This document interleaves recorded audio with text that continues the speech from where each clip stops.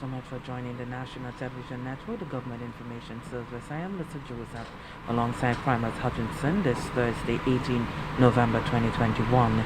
We're coming to you live from the Parliament of St. Lucia as the St. Lucia Senate convenes. Although commit all wisdom, counsel, and understanding, we thine unworthy servants, here gathered here today, in thy name do most humbly beseech thee to send down thy heavenly wisdom from above, to direct and to guide us in all our consultations. And grant that we have in thy fear always before our eyes, and laying aside all private interests, prejudices, and partial affections, the result of all our counsels may be to the glory of thy blessed name, the maintenance of true religion and justice, the safety, honor, and happiness of the Queen, the public weal, peace, and tranquility of St. Lucia, and the uniting and knitting together of the hearts of all persons and estates within the same, in true Christian love and charity one towards another, through Jesus Christ our Lord. Amen. The grace of our Lord and Savior Jesus Christ, the love of God, and the fellowship of the Holy Spirit be with us now and forevermore. Amen.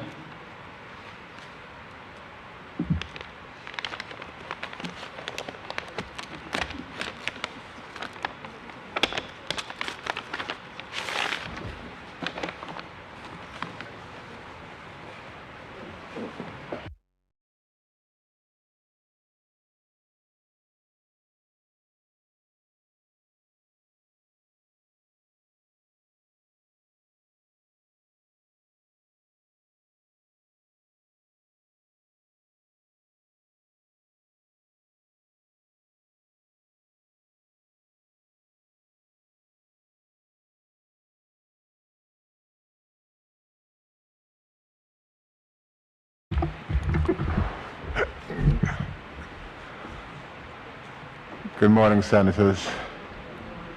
Let me first of all remind honorable Senators that this House meets at 10 o'clock, not 10:05, 10:10, or 10:15. This is not my saying. This is actually part of the standing orders. Standing Order 9.2 speaks specifically to the meeting of this honorable House, and it does not say this House may meet at 10 o'clock. It says that this House shall meet at 10 o'clock. So as much as possible, let us all try to adhere to this basic requirement. Announcements.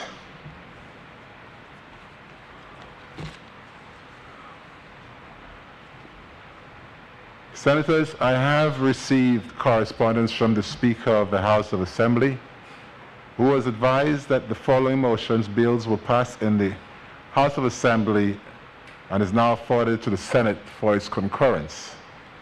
Resolution of Parliament to authorize the making of an order for the 2019 supplement to the revised edition of the laws of St. Lucia. The Value Added Tax Act, a resolution of Parliament to approve draft value-added tax, amendments of Schedules 1 and 3, order. The Money Laundering Prevention Amendment, St. Lucia National Economic Fund Amendment, Distribution and Price of Goods Amendment. I would also like to inform honorable Senators of two conferences which will be hosted by the Parliament of St. Lucia. The first will be our post-election seminar, scheduled to take place from November 30th to December 2nd, 2021. I am sure that all parliamentarians have received the save the date and will ensure full participation. This is a very important post-seminar. It is one that is held after every new government is sworn in. It's post every election. It is important because it is a further attempt to help sensitize and to further elucidate members onto the provisions of the standing orders, how they are applied, and different parliamentary rules and procedures. So I urge all of you to make the utmost effort to attend the invitation goes out not just to you in the upper house, but also your colleagues in the lower house. So I urge you to mark that date, keep it at the forefront of your minds. The second announcement has to do with a Commonwealth Women Parliamentarians virtual conference, which is scheduled for the 7th and 8th of December 2021. The theme for this conference is Strong Women, Strong Region, Economic Empowerment of Women. The Honorable Member for Soufrière, this is Honorable Emma Hippolyte, is the point person for this conference. 2 meetings have been held at the Parliament to engage all female parliamentarians in preparation for this conference. We certainly hope that all female parliamentarians will take part in this conference.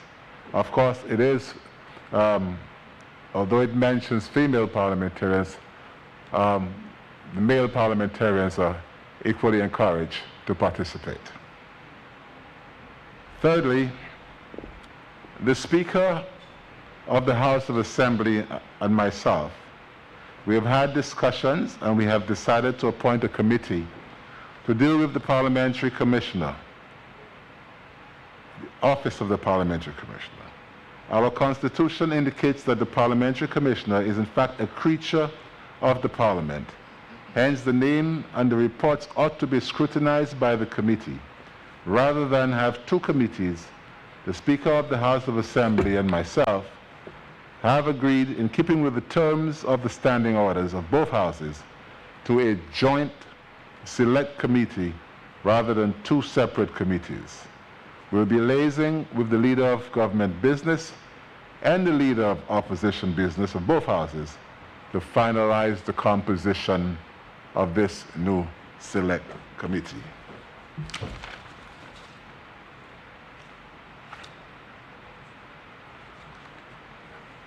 Statements from ministers.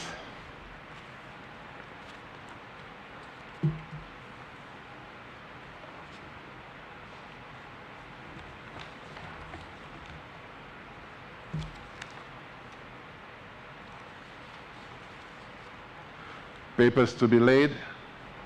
Honorable Parliamentary Secretary in the Ministry of Tourism, Investment, Creative Industries, Culture and Information, and Leader of Government Business.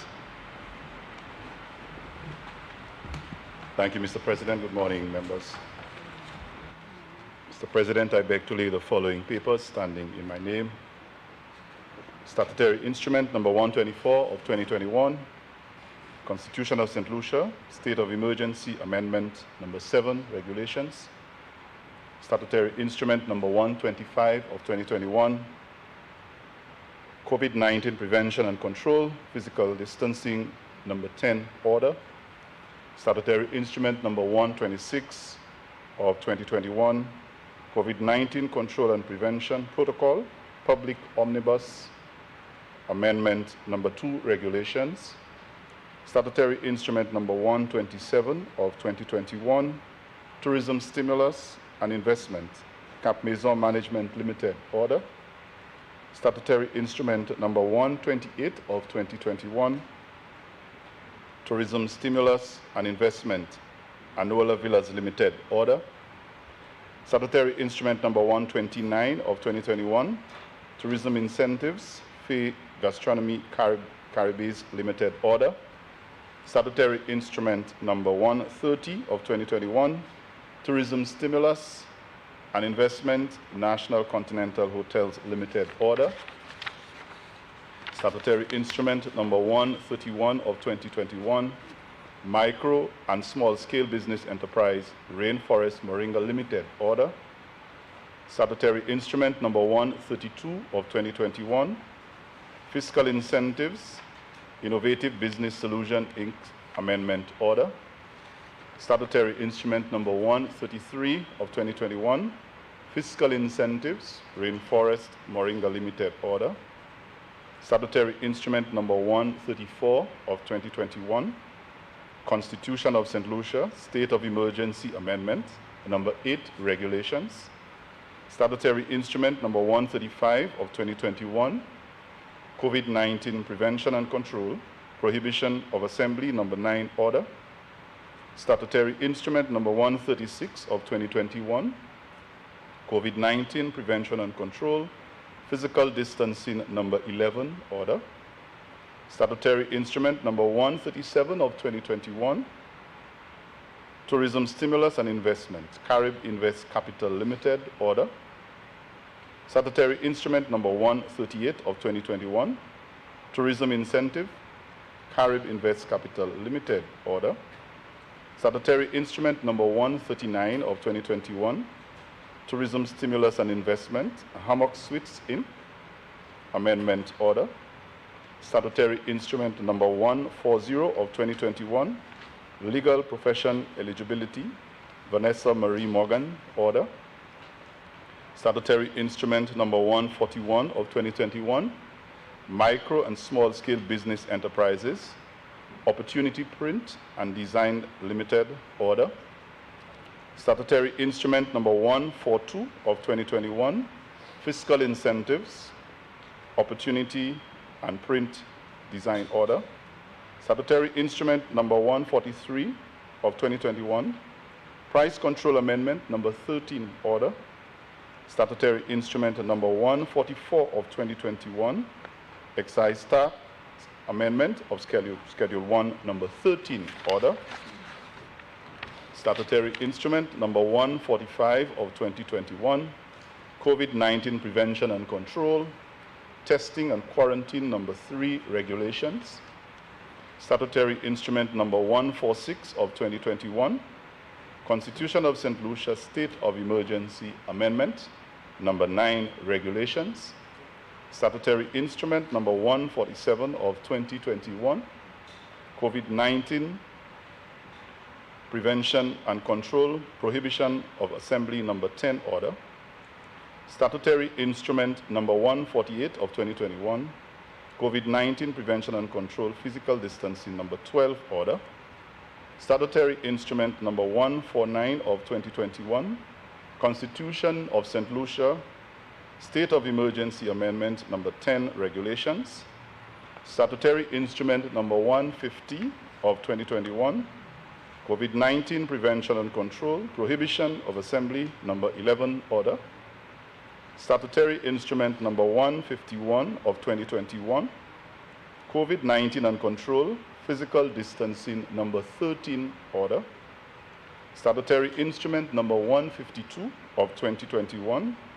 Alien Landholding Licensing Exemption, Signoret Hippolyte order, Statutory Instrument number 153 of 2021, Eastern Caribbean Asset Management Corporation, Amendment of Schedule Order, Statutory Instrument number 155 of 2021, Constitution of St. Lucia State of Emergency Amendment number 11 order, regulations, Statutory Instrument number 156 of 2021, COVID-19 Prevention and Control, Prohibition of Assembly number 12 order, Statutory Instrument number 157 of 2021, COVID-19 Prevention and Control, Physical Distancing number 14 order, Statutory Instrument number 158 of 2021, Price Control Amendment number 14 order,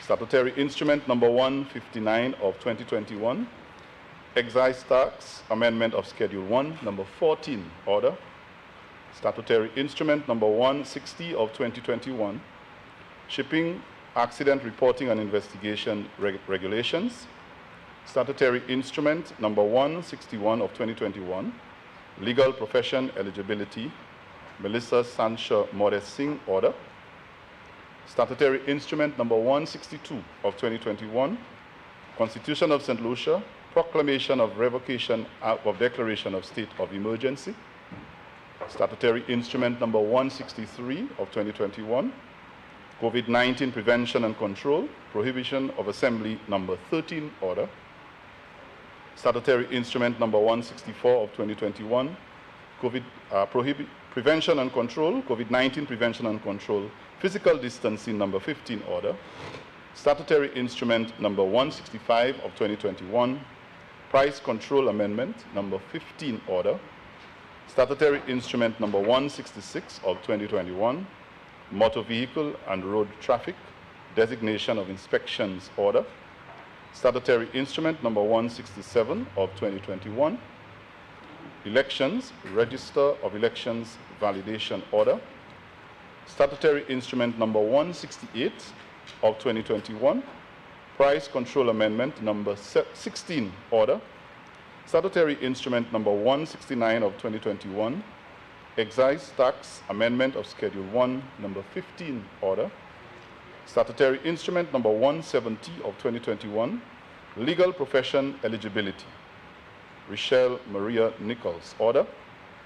Statutory Instrument Number 171 of 2021, COVID-19 Prevention and Control, Physical Distancing Number 15 Amendment Order.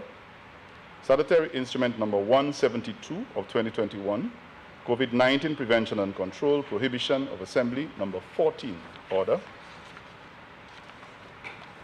Statutory Instrument Number 173 of 2021, COVID-19 Prevention and Control, Physical Distancing Number 16 Order.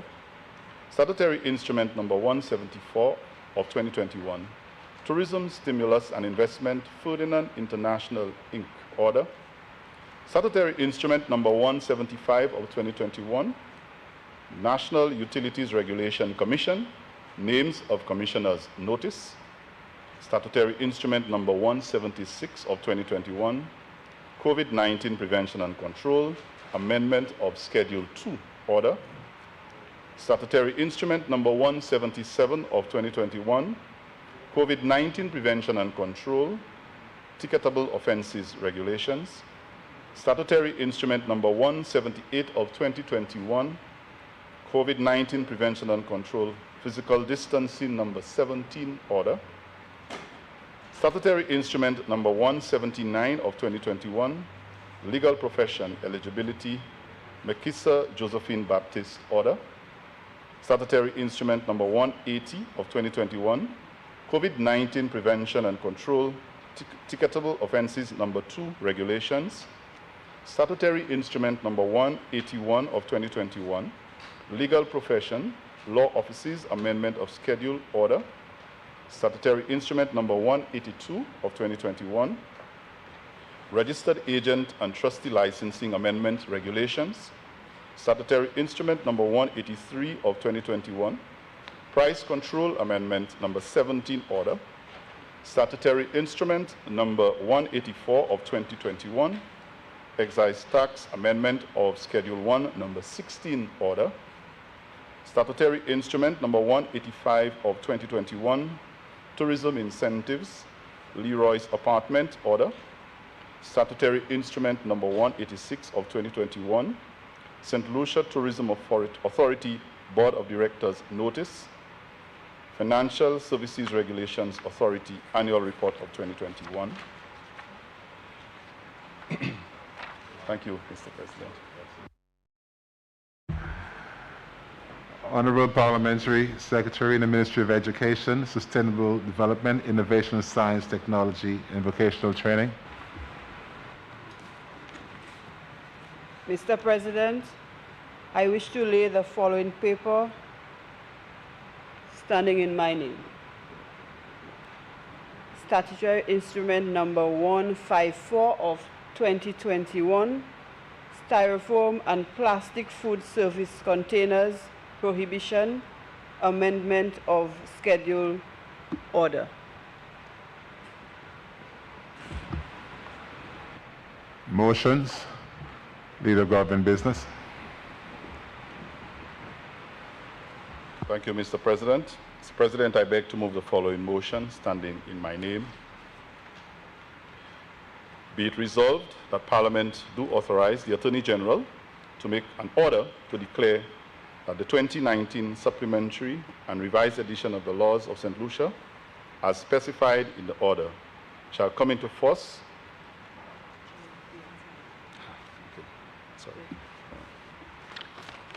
I'll take that back to the top, Mr. President.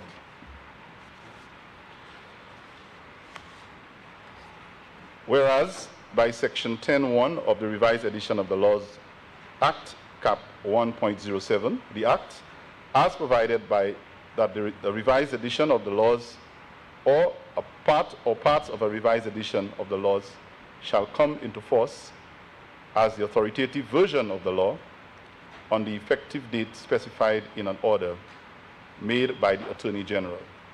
And whereas Section 10(3) of the Act provides that the Attorney General may, by order published in the Gazette, declare that a revised edition of the laws specified in the order shall come into force on such date as may be appointed by the order. And whereas, by virtue of Section 10(4) of the Act, an order in respect of a revised edition of the laws or the parts of the revised edition of the laws shall not be made until after the passing of the resolution of Parliament authorizing the making of such an order. And whereas, pursuant to Section 10, yeah?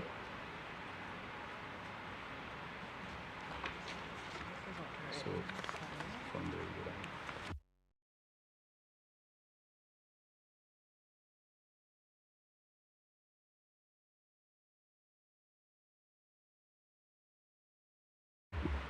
Thank you, Madam Clerk. Mr. President, it's quite a lot. So, I realize. yes. Take the time. Right, Section 10. So, and whereas, so we move to the third part under Section 10(5). Yeah.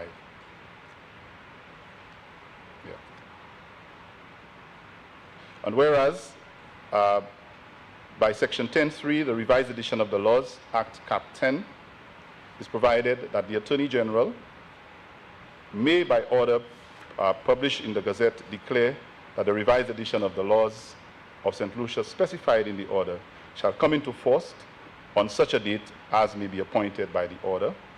And whereas, by Section 10(4) of the revised edition of the Act, Cap 1.07, as provided by that order, that an order in respect of a complete revised edition of the laws shall not be made until after the passing of a resolution of Parliament authorizing the making of such an order.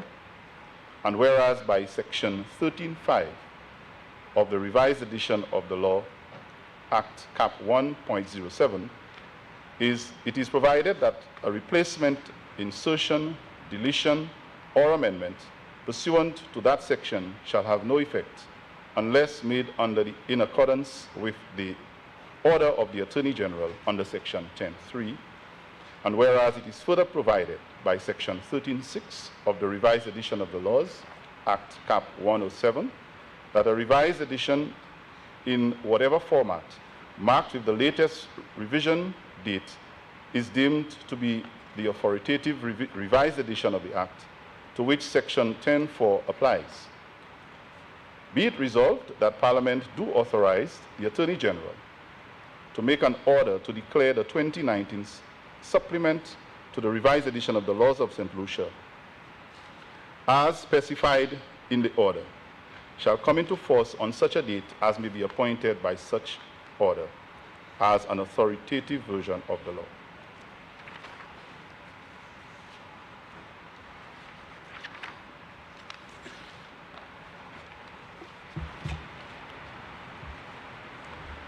Senators, the question is that Parliament do authorize the Attorney General to make an order to declare that the 2019 supplement to the revised edition of the Laws of St. Lucia, as specified in the order, shall come into force on such date as may be appointed by such order as an authoritative version of the law.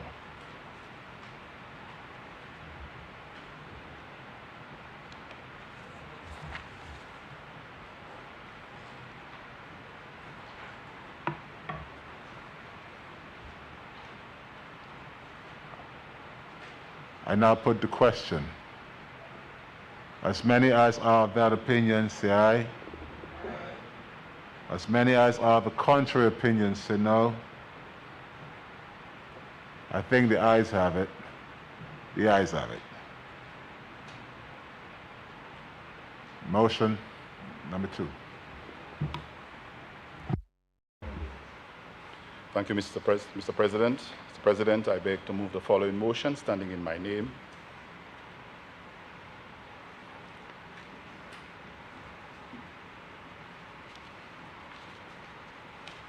Whereas under section 1091A of the Value Added Tax Act Cap 1542, the Act, it is provided that the Minister of Finance may, by order of published in the Gazette, amend the schedules of the Act. And whereas it is further provided under section 1092 of the Act that an order made pursuant to section 1091 of the Act is subject to an affirmation resolution of Parliament, except where the amendment is to customs tariff headings only. And whereas the Minister of Finance seeks approval of the draft value added tax amendment Schedules 1 and 3 order to amend Schedules 1 and 3 by the Act by an affirmative resolution of Parliament. A, in the case of Schedule 1, under item 2.2, to include as a zero-rated service the supply of a service by Hazama Ando Corporation and Nippon Koei Corporation Limited, except a supply of a service by a subcontractor with respect to the project of reconstruction of bridges in the cul-de-sac basin. B, in the case of Schedule 3, 1, to exempt imports of personal items, food, clothing, toys, and other household consumables contained in barrels for the period commencing from the first day of November 2021 and terminating on the 31st day of January 2022. 2, to exempt import of toys, food supplies, and care packages by a member of the House of Assembly for the benefit of children, the vulnerable, and needy persons in the constituency of a member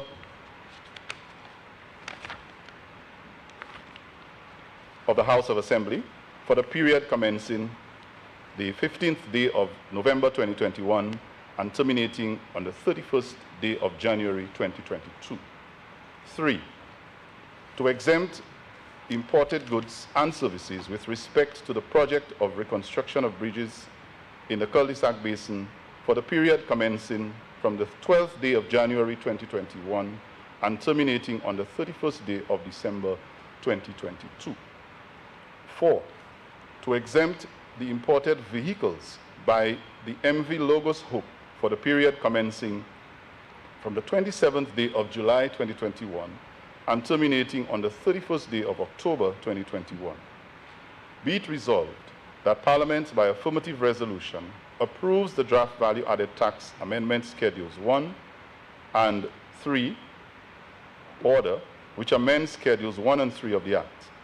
A, in the case of Schedule 1, under items 2.2, to include as a zero-rated service the supply of the service of Hazama and Ando Corporation and Nippon Koei Corporation Limited, exempt supply of a service by a subcontractor with respect to the project and reconstruction of the bridges in the cul-de-sac basin.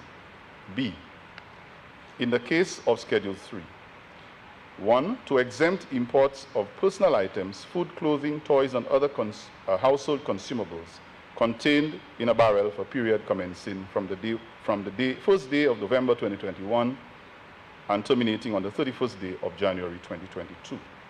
2, to exempt import of toys, food supplies, and care packages by a member of the House of Assembly for the benefit of children, the vulnerable, and needy persons in the constituency of the member of the House of Assembly for the period commencing the 15th day of November and terminating on the 31st day of January 2022.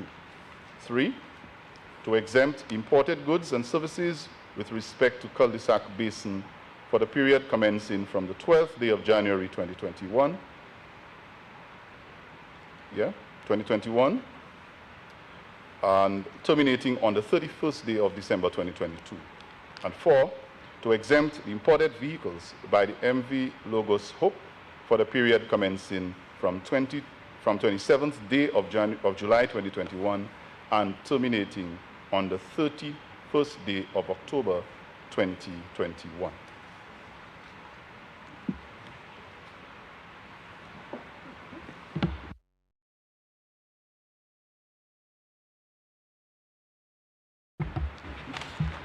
Senators, the question is that Parliament,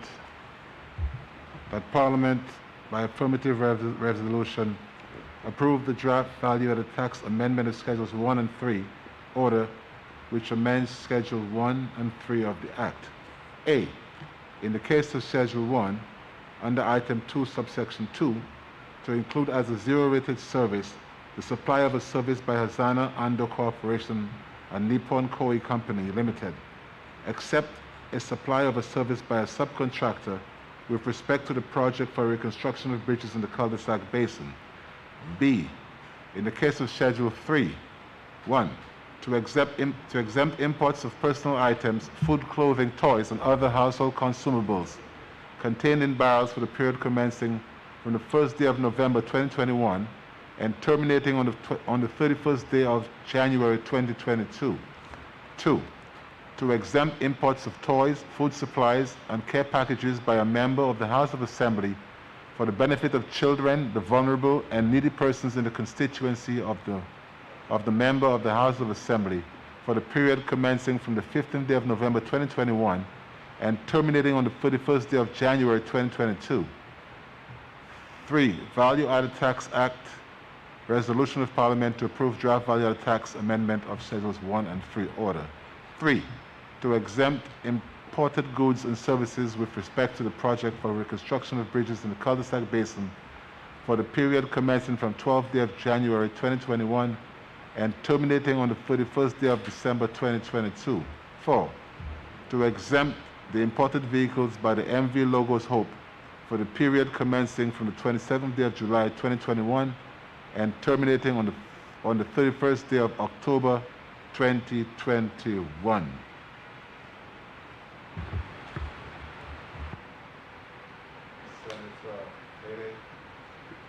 Senator Fede. Thank you very much, Mr. President. Mr. President, I want to support and show appreciation for this motion to allow for there to be some concessions for the Christmas barrels and toys and food items and other supplies that are necessary. On the question of the Christmas barrels, Mr. President, I am a little concerned that this doesn't go far enough in light of what is taking place in St. Lucia at present with the continued increase of household commodities. So basically, as we go through this, what it says is that unless you have a Christmas barrel or you have items coming from overseas, you're not necessarily going to profit from this undertaking. However, I want to not take away the point. It's a good thing, but I want to also ask the government that perhaps what we could do is to consider a slight amendment to also include individuals that are shopping locally. I'll tell you why.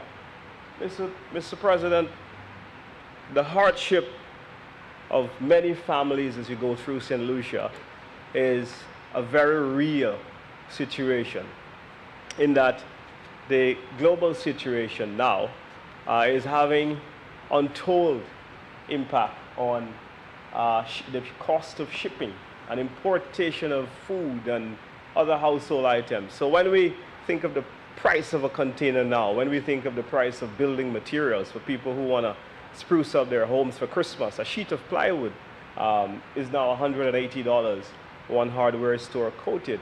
So we're seeing inflation that's taking place globally. No fault of anyone, but really it's because of what's happening with the global pandemic and the disruptions it is causing in logistics from China and other main manufacturers of the world.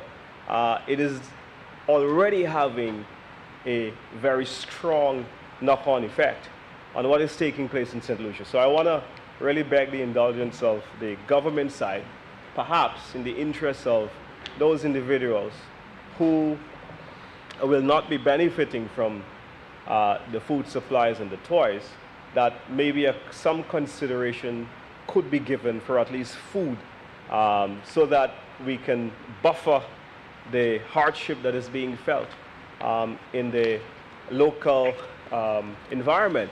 So I would say this is a good thing, but I'm asking the question whether we can go a little further in light of what is taking place locally. The cul-de-sac bridge scenario, Mr. President, this is a project that would have started under us, so we have no problems there in issuing our support for that. And it is good to see that the project is progressing quite nicely. It was always our view that this project in cul-de-sac, the bridge, needed urgent attention so that we can ameliorate the flooding situation that was had become quite normal in cul-de-sac. So very, very happy to see that this administration is continuing a very important project which started under the United Workers' Party. So, Mr. President, those are my 2 cents to this.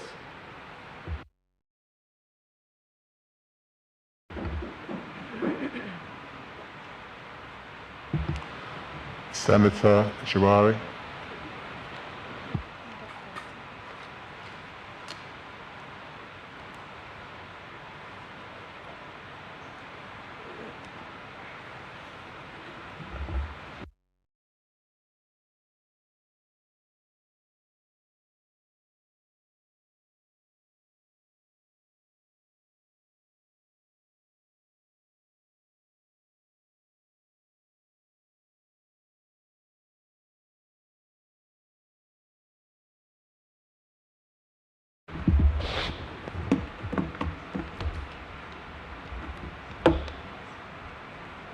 Thank you, Mr. President. Good morning, fellow senators.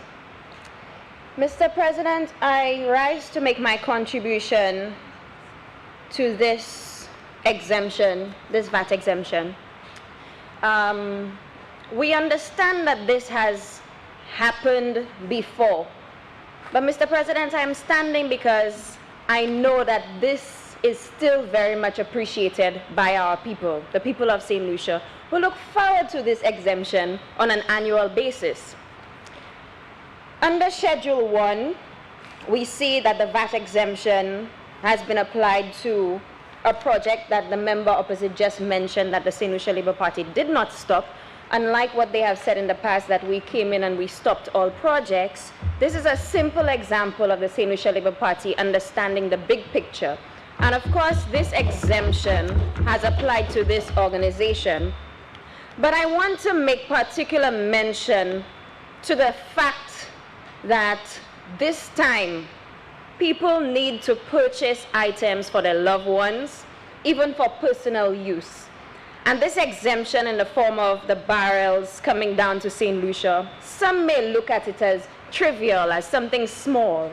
But when parents have lost their jobs, Mr. President, some of them have been able to only engage in part-time shifts. Some of them have been laid off. Any single relief will go a very long way. And Mr. President, since we're talking about relief, because this is what this amendment is all about, we have to look at what the St. Lucia Labour Party government has done in only 100 days. And the member opposite spoke about, you know, why can this exemption be extended to local items? After we have come into office, Mr. President, and we have seen the mismanagement of funds, how funds at the time were not being able to be accounted for, 500 million being borrowed for COVID support, and we were not seeing the accountability. Our government was still able to reallocate funds and reappropriate so that we can find opportunities to ensure that our children went to school. We were able to Mr. President, I rise on the point of order. I don't want to interrupt the senator's presentation, but just to ask for some... What is the point of order? Sorry. Misleading the House. Excuse me. He rises on the point of order. You. What is your point of order? I just want us to be very factual today.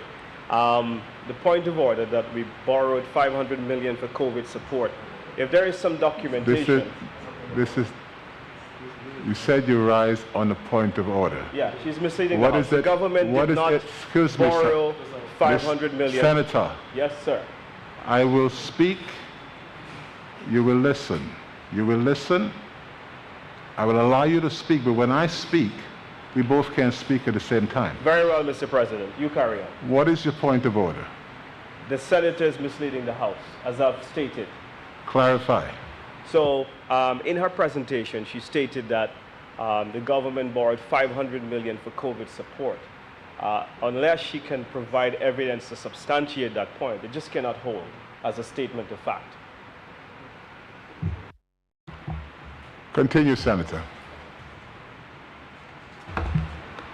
Thank you, Mr. President.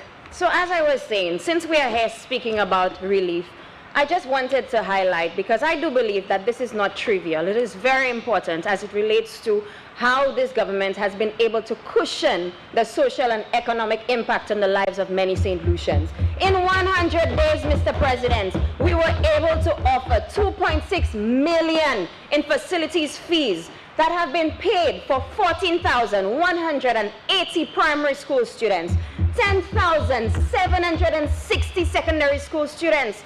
About 24,000 students have benefited from 2.6 million.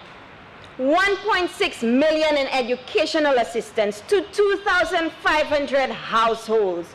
Mr. President, people have lost their jobs. Vendors have been displaced. And only recently, when the lower house met, we learned that now these vendors can benefit from that reprieve.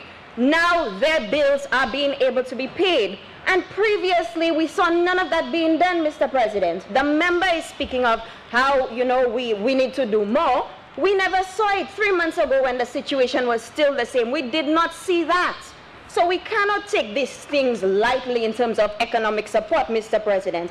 And I mentioned these educational achievements because I want to say that now, because the government has been able to offer this kind of support to our children who have returned to school, we are now able to put a smile on their faces. So we are allowing members, our friends from the diaspora, to send down barrels with toys, with consumables, with personal items that parents in the past would not have been able to afford. And further to that, Mr. President, we see in this amendment that members of the House of Assembly are also exempted from this VAT because they are now able to acquire care packages that can assist their constituents. And I highlight care packages, Mr. President, because in this COVID-19 time, many of our parents and our families did not make allowances to purchase hand sanitizer, to purchase masks, to purchase all of these things for their children because COVID did not exist at the time. So now they are being forced to make arrangements to purchase those items. And with this exemption, Mr. President, we are seeing that members of the House of Assembly, members in the lower house, can now get those packages. Now I make particular mention of that, Mr. President, because when we came into this house last year to do the same thing, you know what happened? They brought this amendment to the House 9 days before Christmas. And they were all aware that it was coming, not giving our 6 elected parliamentarians at the time the opportunity to bring in those barrels, to be able to give their constituents some relief. But this government understands that the people who feel the brunt of these actions are the people of St. Lucia. And no more will this bellows doctrine be allowed to continue. The St. Lucia Labour Party government is saying every single elected parliamentarian, as of a whole month before Christmas, will now have an opportunity to bring down barrels. So no, we are not bringing it 9 days before Christmas. We are giving everybody an equal opportunity. So, Mr. President, I just wanted to add those few points to say that I am in full support of this amendment. And of course, we are seeing the relief the St. Lucia Labour Party government has already been bringing to the people of St. Lucia, and we know that there is a whole lot more to come. Thank you.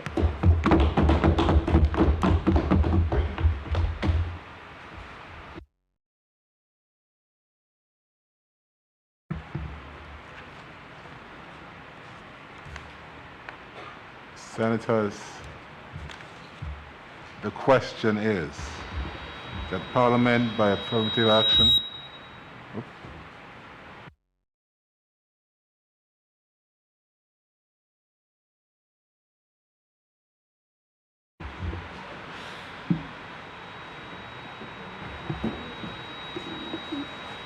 Senator Reynolds, my apologies, couldn't see your mic.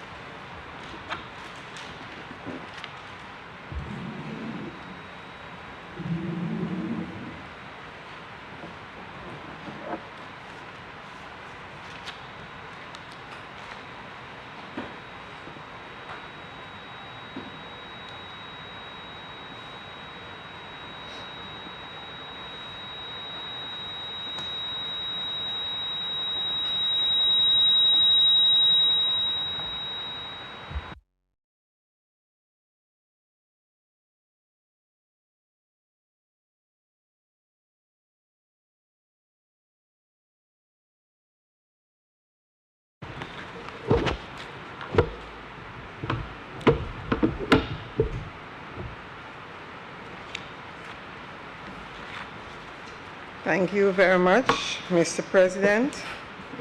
I rise to add my voice in support of the VAT exemption for, as indicated in the case of Schedule 3, to exempt imports of personal items, food, clothing, toys, and other household consumables contained in the barrels for the period, and also to exempt imports of such toys and etc.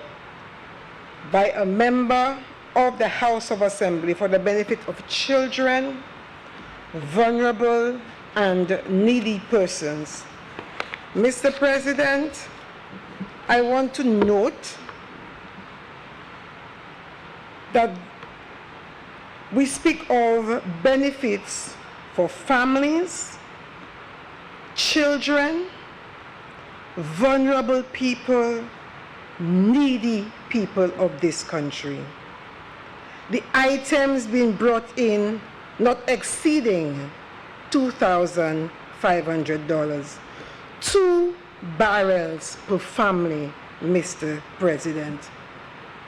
The importation of the toys, the food supplies, benefiting families who are so much in need at this point in time, Mr. President.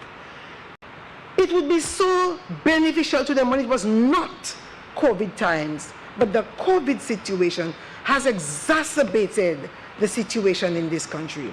And I want to thank the Prime Minister, the Minister of Finance, for this initiative this year. As we all know, Mr. President, it has been a challenging year. But our government is trying to ease the squeeze on St. Lucians and all St. Lucians, Mr. President. It did not state in the document that it's for some 15 who belong to a particular side. It's for all St. Lucians. It's open to all St. Lucians. It's not only open to the poor, Mr. President, but everyone. The personal items, food, household consumables, everybody tooth moon. Toys, children, all children. The MPs bringing toys for their constituents, the vulnerable, the needy, affecting in the areas of education, health, and social services. Mr. President, as our government observes 100 days in office, observing 100 days of putting the people first, there are many other decisions and actions taken which benefit the same in here, Mr. President.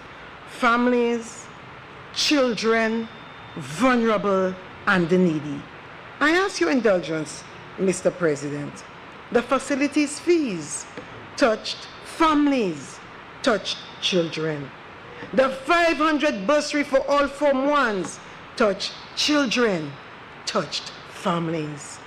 Paying CXC fees, math and English for children, touched children, touched families. The rent reprieve, wiping out all outstanding debt for the CDC residents, the tenants, the business owners, touching St. Lucians, touching families, just as indicated here, Mr. President. The CCC clearing all debts for 655 vendors in the vending booths, the arcade and the market, just like indicated here, Mr. President, touching families. A total of $7 million.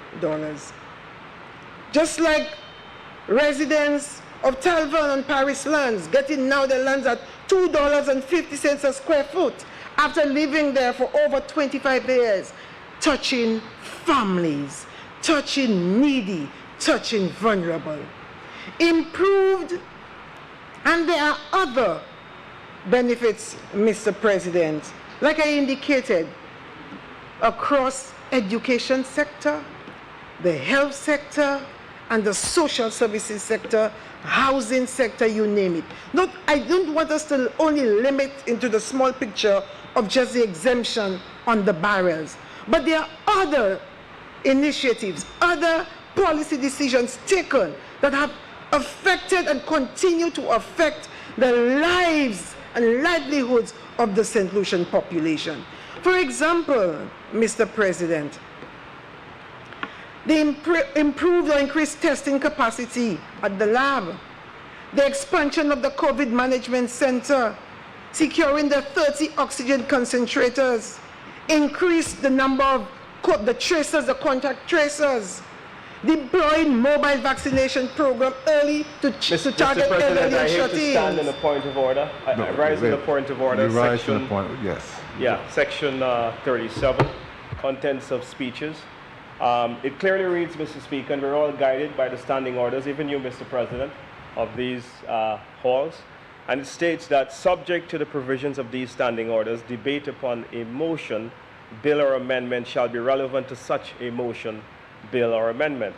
And a senator shall confine his observations on the subject matter on the discussion. So going into people getting lands for $2 a square foot and labs, and I mean, it's all irrelevant to what we're debating. So, Mr. President, I do kindly ask of you to ask the senator to come back in line.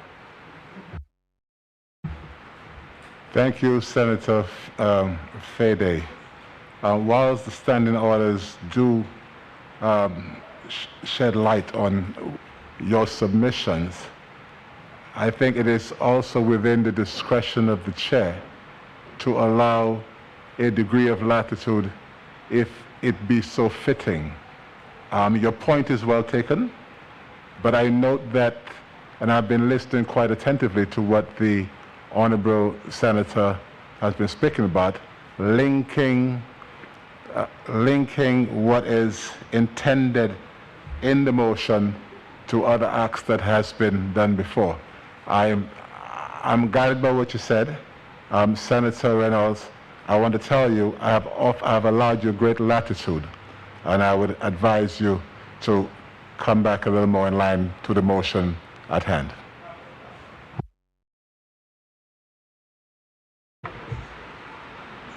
Thank you very much, Mr. President.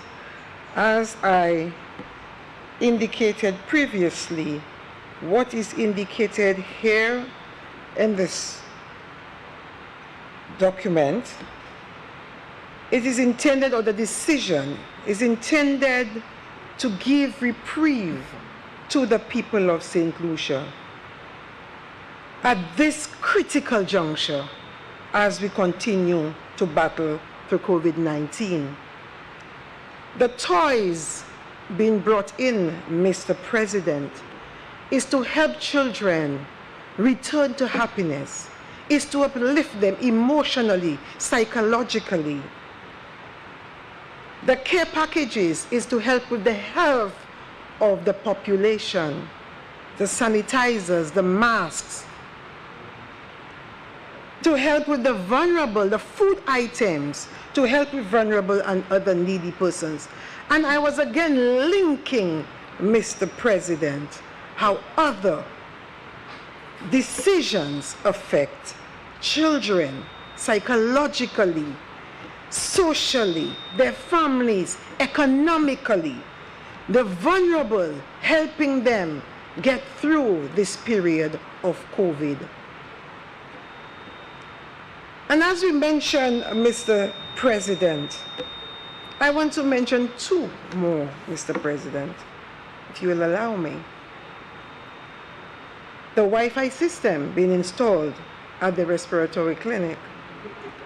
The mobile phones, again, to help with persons who are under pressure, persons who need a little bit of return to happiness as they continue to battle through the COVID-19 situation.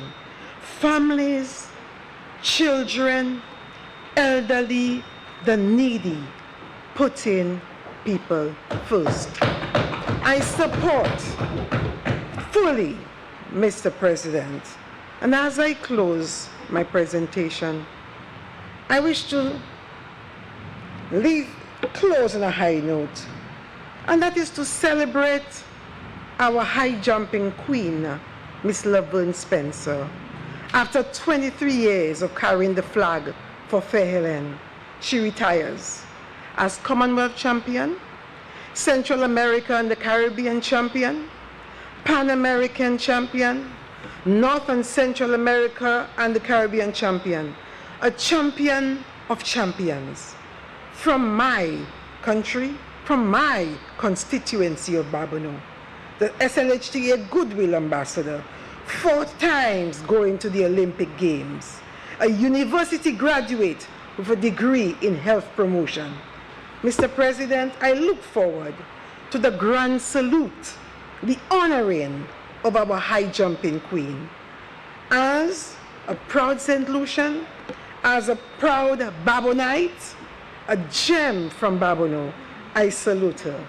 And also, Mr. President, tomorrow, Friday the 19th, will be celebrated, observed as International Men's Day. It is to acknowledge the positive value men bring to the world. It is to throw light on their positive contributions to their families, to the community, to country. Ahead of this day, Mr. President, I wish all senators in this space happy International Men's Day. All men who make positive contributions, but I also challenge my St. Lucian brothers. I also challenge the senators in here to step up, continue to step up and step forward and help another brother, help other brothers to be not a good example, but the best examples by words and actions, not only for men, but for boys. As you know, Mr. President, what is happening in this country. Just last evening, a brother, it is alleged, a brother stabbed another brother, a family losing 2 brothers.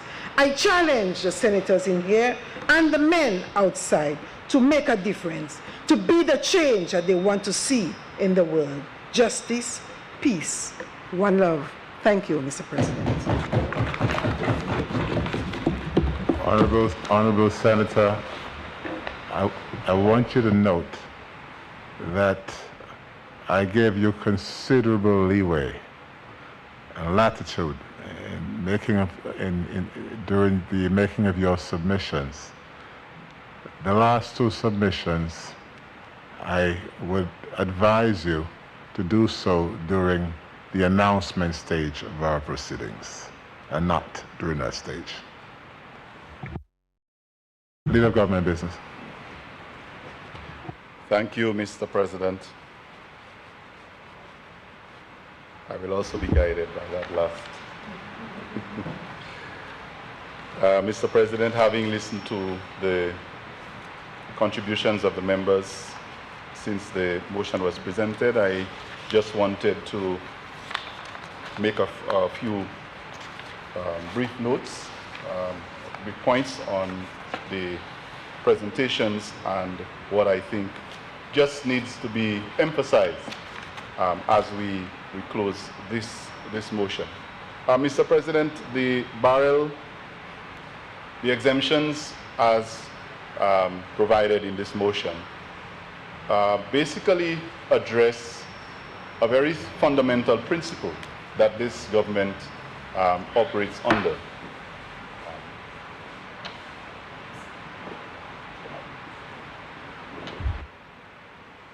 Of course, we have come to this house before to approve concessions during the Christmas break, and that is not new. But I just wanted to emphasize that this is not an arbitrary, en passant, initiative. This is in sync and in line with the St. Lucia Labour Party's philosophy, and if I may add, our mantra of putting people first. I say so, Mr. President, because some of the examples that were alluded to by the previous speaker, the previous senator, I suspect that there was an attempt to make them seem irrelevant, and I am happy that you guided us accordingly. I think that when we look at social relief, providing concessions for our people, we must not take it to mean anything less than necessary. I believe that the notion of going a little further, that as was mentioned by the leader of opposition business, is a welcome idea. And of course, we would like to go further every year. That is based on our capability. How far we can go depends on how far we can afford to go. And I want to say that this government, since July 27th, has gone further than any government has gone before, given the fiscal space that we have, to continue to provide that kind of relief. And Mr. President, when we do so, we have to keep in mind who are the persons who need to benefit from this. And that is why I will support the submission made by the former senator that certain initiatives taken by this government are in line with the amendments that are made in this resolution, or this motion. And that is to look to bring relief to the vulnerable. And I will mention three categories. One, children.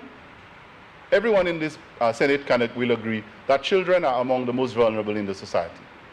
And how do we bring the relief to children? That is why she had to mention the initiatives taken by the Ministry of Education, Mr. President. And I will remind the House of some of them. One, the bursaries that we give out to our students. They are vulnerable. They are children. Some of them couldn't go to school because they had no means to do so. And so there is merit in mentioning it. The $2.5 million worth of facilities fees that we paid for our children, it is in line with exactly what we're doing as far as relief is concerned. The 1,200 MiFi devices, this is for children, Mr. President. These are vulnerable people. There is no issue. I don't understand why someone will try to make it seem as if VAT exemption has nothing to do with the vulnerable and that we should. It is, Mr. President, and it is a fundamental principle of this government.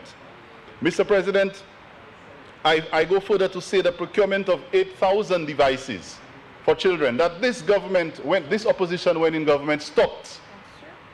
This is an example that we refer to as an effort to take care of the vulnerable, our children.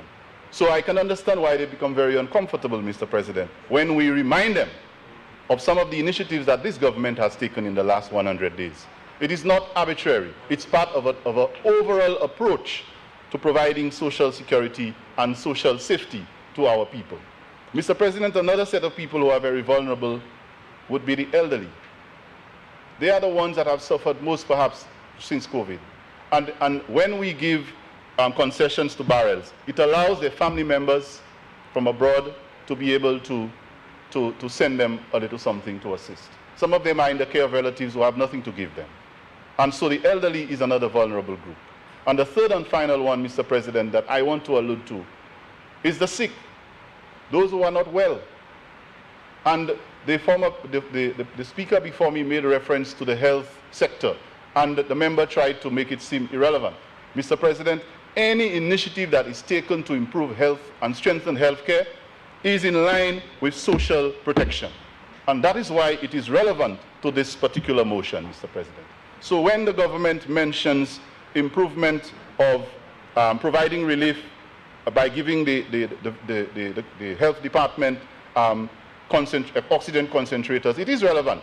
It is indirectly a move towards ensuring that we provide Mr. social President, safety I'm sorry, to I need to our stand in people. the point of order. I'm sorry.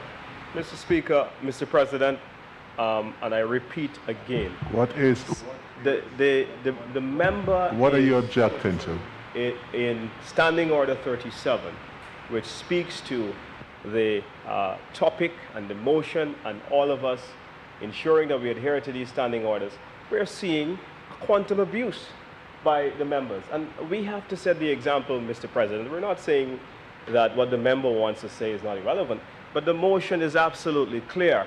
The motion talks about concessions for Christmas barrels, talks about VAT concessions for the cul-de-sac bridge, and it talks about a whole host of other issues. Now, I understand, Mr. President, that you are given some latitude, but I want to submit on behalf of the opposition that we are very concerned that the standing orders are being violated shamelessly.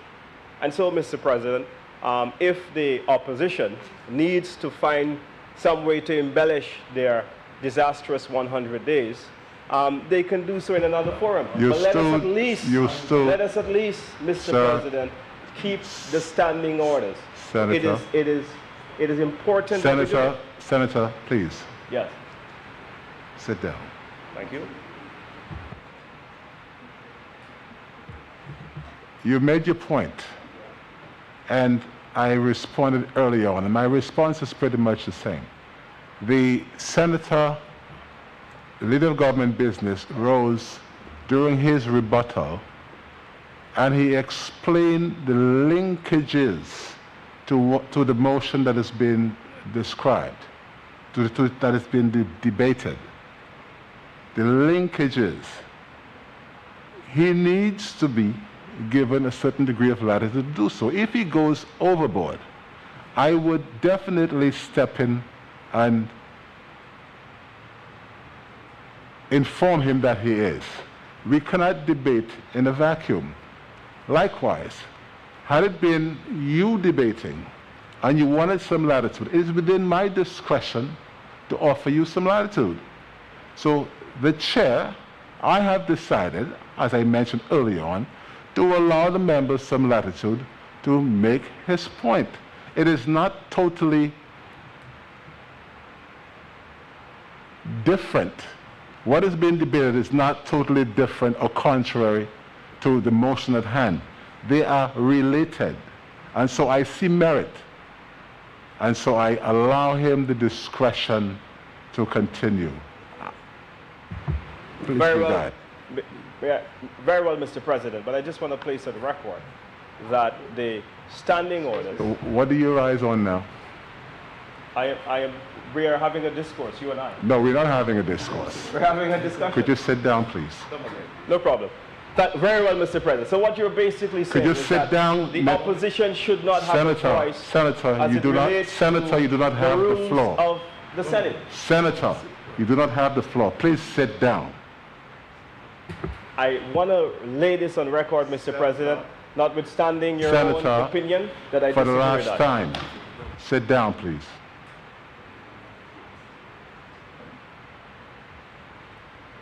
You may continue, leader of government business. Thank you, Mr. President. I will not be distracted. Back in my days as a principal, I would have had a very special corner if this senator was my student. Mr. President, to conclude the point that I was attempting to make, all of these issues that we have raised in connection with the concessions that are being given are in line with an overall philosophy of this government to provide relief for our people. And this is just one of them. And no matter how many times the leader of opposition business exercises this morning up and down from his seat, it will not deter us from making that essential point as a government. You'll have to get used to it, Mr. President. So, Mr. President, as I wrap up, I want to just add one more. I hope he remains in his seat this time. That when you give rental relief to people in the CDC of 7.2 million, you are providing social protection, and you are giving relief to people who need them.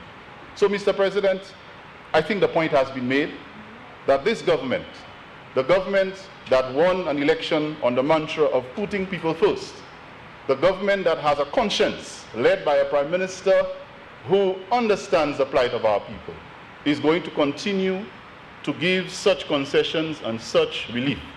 And as he correctly suggested, he actually ironically suggested that we should do more. But how he has a problem with me explaining the more that we are doing.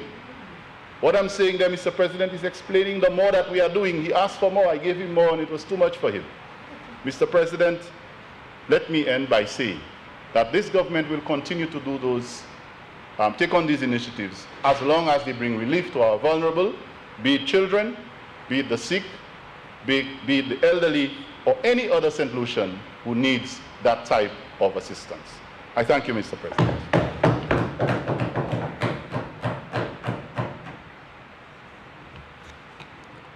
Very well. Senators, the question is that the Parliament, by affirmative resolution, approve the draft value-added tax amendment of Schedules 1 and 3, order, which amends Schedules 1 and 3 of the Act. A, in the case of Schedule 1, under Item 2, Subsection 2, to include as a zero-rated service the supply of a service by Hazana Ando Corporation and Nippon Koi Company Limited, except a supply of a service by a subcontractor with respect to the project for reconstruction of bridges in the cul-de-sac basin. And B, to exempt imports of personal items, food, clothing, toys, and other household consumables contained in barrels for the period commencing from 1st day of November 2021 and terminating on the 31st day of January 2022. 2, to exempt imports of toys, food supplies, and care packages by a member of the House of Assembly for the benefit of children, the vulnerable, and needy persons in the constituency of the members of the House of Assembly for the period commencing from the 15th day of November 2021 and terminating on the 31st day of January 2022. 3, Value-Added Tax Act, resolution of Parliament to approve draft value-added tax amendment of Schedules 1 and 3 order. 3, to exempt imported goods and services with respect to the project for reconstruction of bridges in the cul-de-sac basin for the period commencing from 12th day of January 2021 and terminating on the 31st day of December 2022. And 4, to exempt the imported vehicles by the MV Logos Hope for the period commencing from the 27th day of July 2021 and terminating on the 31st day of October 2021. I now put the question. As many as are of that opinion, say aye. As many as are of a contrary opinion, say no. I think the ayes have it. The ayes have it. Bills. Leader of Government Business. Mr. President, I beg to present the first reading of a bill shortly entitled Money Laundering Prevention Amendment. Money Laundering Prevention Amendment. Leader of Government Business. Mr. President, I beg to move for the suspension of Standing Order 49-2 to allow this bill to go through its remaining stages at this sitting. Senators, the question is that Standing Order number 49-2 be suspended in order to allow the Honorable Leader of Government Business to proceed with the remaining stages of the bill at this sitting. I now put the question. As many as are of that opinion, say aye. As many as are of a contrary opinion, say no. I think the ayes have it. The ayes have it. Leave is granted, Honorable Leader of Government Business. You may proceed. Thank you, Mr. President. As Mr. President, I beg to present the first reading of a bill shortly entitled Money Laundering Prevention. Mr. President, this bill is pretty straightforward but very necessary. It is in line with amendments that have been made before, and particularly in the current environment where there is so much going on with money laundering, terrorism. It gives us an opportunity to make amendments that will protect us from such violations or problems that can land us in the much feared blacklisting. I also believe that it places some responsibility on not just the electorate, but the persons who are licensed financial institutions to ensure that their policies and their actions are in line with what the international financial services require. And that is reflected particularly in Clause 6. So, Mr. President, I do not wish to, delay too much on discuss much on this bill, as I think it is very necessary for us to be in compliance with expectations, with international financial expectations for us as a country. So I submit it to this Honorable House for its approval. Thank you, Mr. President.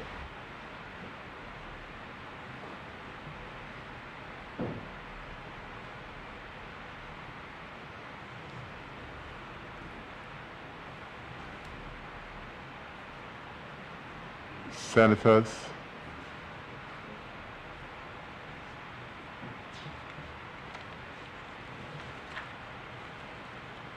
the question is that the Money Laundering and Prevention Amendment Bill be read a second time. I now put the question. As many ayes have that opinion, say aye. As many ayes have a second, a contrary opinion, say no.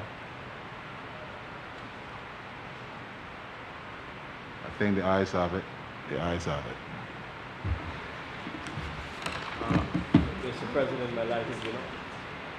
Oh, you just put that on. No? I was waiting for you to put the question so I could. My apologies. Yeah. Thank you, Mr. President. Mr. President, the piece of legislation that is before us is quite an important one. And it's not as straightforward as the leader of government business would suggest. Mr. Speaker, Mr. President, rather, it's quite extensive, and it deals with a very important part of our economy. We received this document maybe Wednesday. It was perhaps ready for pickup, and we got the online transmission sometime last week. These things happen. I wish that we had this bill sooner so that we could have made a more valuable contribution towards its passage and to add some more content to this debate. Notwithstanding that, Mr. President, there has been a long-standing tendency by both the EU, the OECD, and indeed the international financial world that continue to mount up significant pressures on the small island developing economies of the world, or one would say low tax jurisdictions. But, Mr. President, when we consider what is taking place in the geopolitics of the world, it would say to us that we're left with very little choice. And so the amendments that are put forward here, no doubt, would be in line with a long-standing need by various administrations in very small territories to be able to keep their legislation in line, or keep updating their legislation with what is required in the international financial community. And so this bill, Mr. President, looks at risk assessment. It looks at a whole host of important issues as it relates to ensuring that, from our standpoint, that our money laundering laws are in line with what is taking place internationally. So no doubt, we would register our support to this bill so that our financial laws would remain in integrity and in keeping with what's happening globally. So I register our support, Mr. President, for these amendments as put forward here.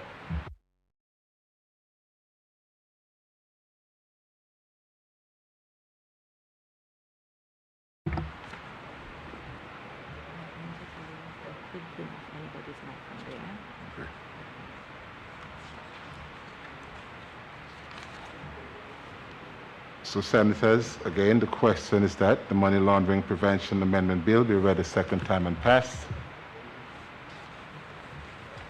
I now put the question. As many as are of that opinion, say aye.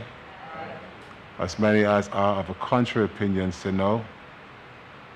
I think the ayes have it. The ayes have it. An act to amend the Money Laundering Prevention Act, Cap 12.20.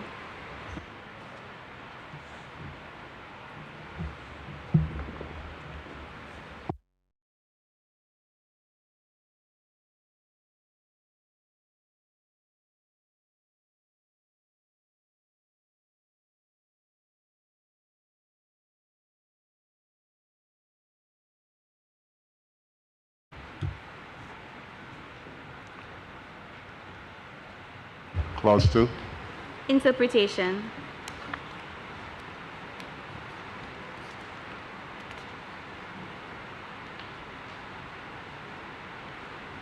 Clause 2 stands part of the bill.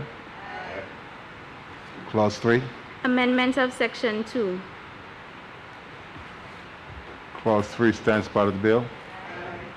Clause 4. Amendment of Part 2. Clause 4 stands part of the bill. Clause 5.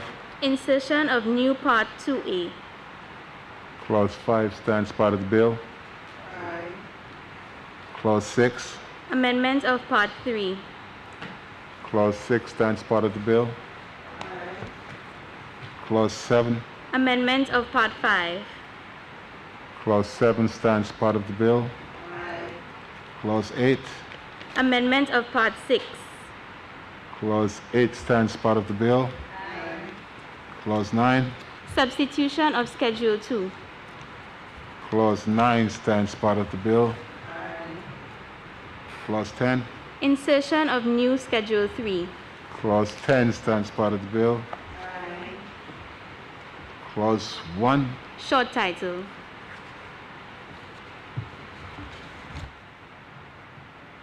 Clause 1 stands part of the bill. Senators, the question is that the committee rises and the bill be reported. I now put the question. As many as are of that opinion, say aye. As many as are of a contrary opinion, say no. I think the ayes have it. The ayes have it.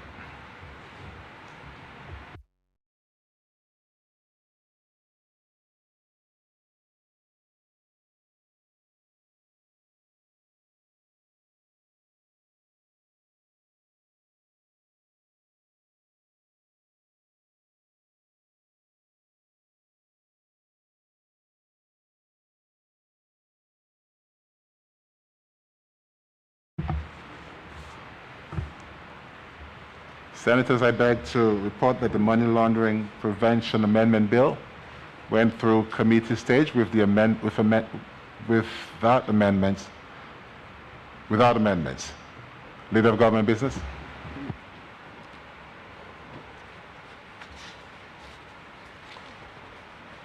Thank you, Mr. President. Mr. President, I beg that the report of the committee be adopted and the bill be read a third time and passed. Senators, the question is that the report of the committee be adopted and the Money Laundering Prevention Amendment Bill be read a third time and passed. I now put the question. As many as are of this opinion, say aye. Aye. As many as are of a contrary opinion, say no. I think the ayes have it. The ayes have it. Be it enacted by the Queen's Most Excellent Majesty, by and with the advice and consent of the House of Assembly and the Senate of St. Lucia, and by the authority of the same as follows. This act may be cited as the Money Laundering Prevention Amendment Act 2021.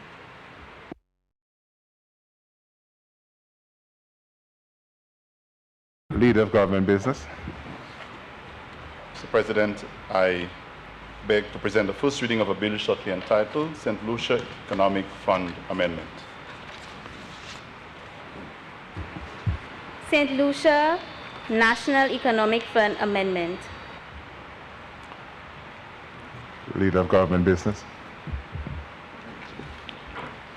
Mr. President, I beg to move for the suspension of Standing Order 49-2 to allow the bill to go through its remaining stages at this sitting. Senators, the question is that Standing Order number 49-2 be suspended in order to allow the Honorable Leader of Government Business to proceed with the remaining stages of the bill at this sitting. I now put the question. As many as are of this opinion, say aye. Aye. As many as are of a contrary opinion, say no. I think the ayes have it. The ayes have it. Leader of Government Business. Thank you, Mr. President. Mr. President, I beg to present for second reading the bill shortly entitled St. Lucia National Economic Fund Amendment. Mr. President, this bill really relates to a very important and sensitive area that I think has, in the past, caused quite a lot of debate in this Honorable House because it makes particular reference to the National Economic Fund established to basically help manage the Citizen by Investment program. And based on the amendments that have been proposed by this bill, we seek to have some balance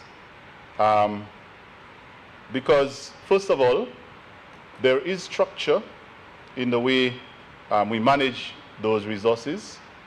There is a board that a government has put in place. There is cabinet that is the executive arm and meets to seek approval from Parliament to be able to spend those monies. And there's also the Parliament, which provides the authority for us to proceed. So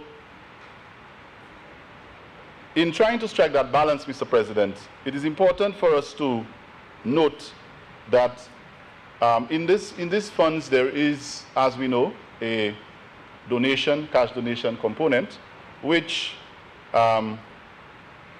goes into the consolidated funds, or should go.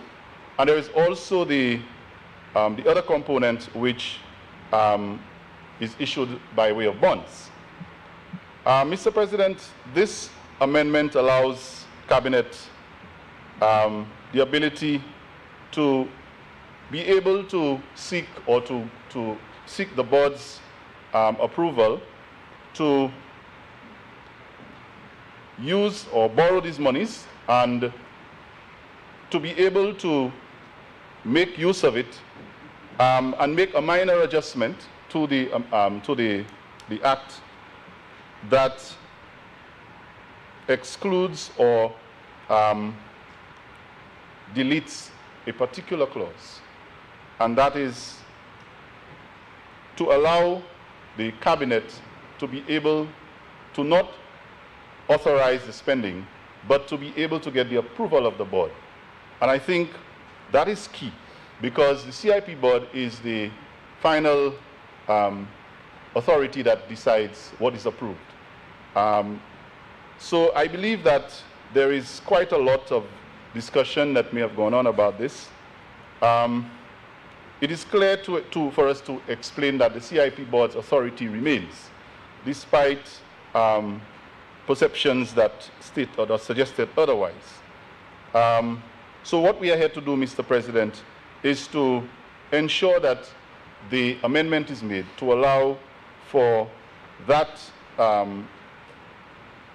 decision to get the approval of the board with that minor or slight amendment to that one section.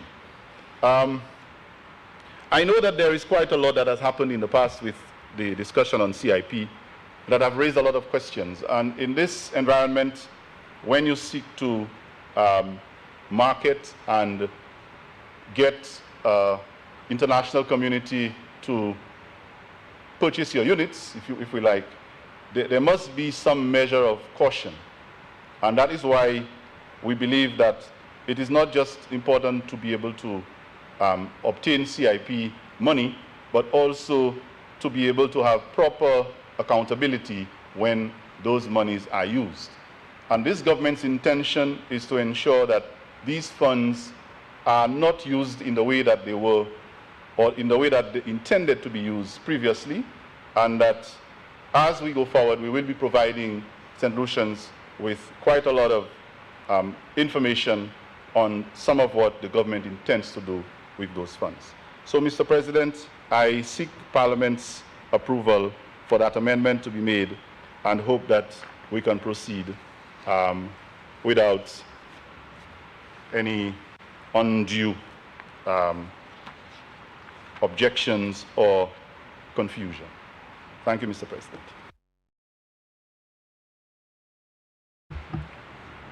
Senators, the question is that the St. Lucia National Economic Fund Amendment Bill be read a second time.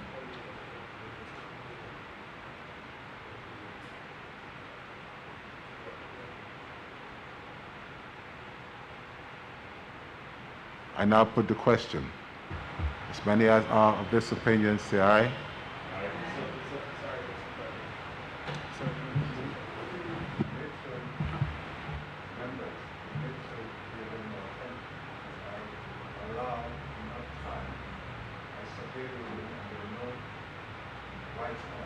I was having some drink.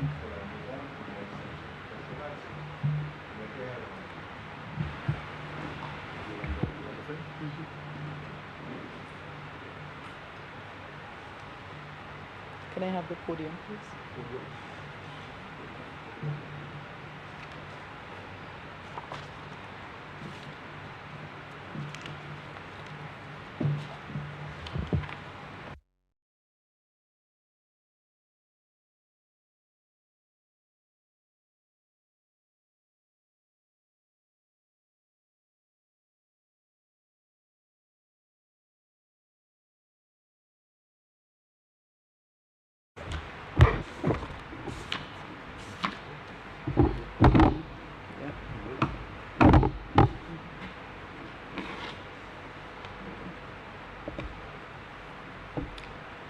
Thank you, Mr. President, and I do apologize. I was having a drink of water and did not pay attention to that.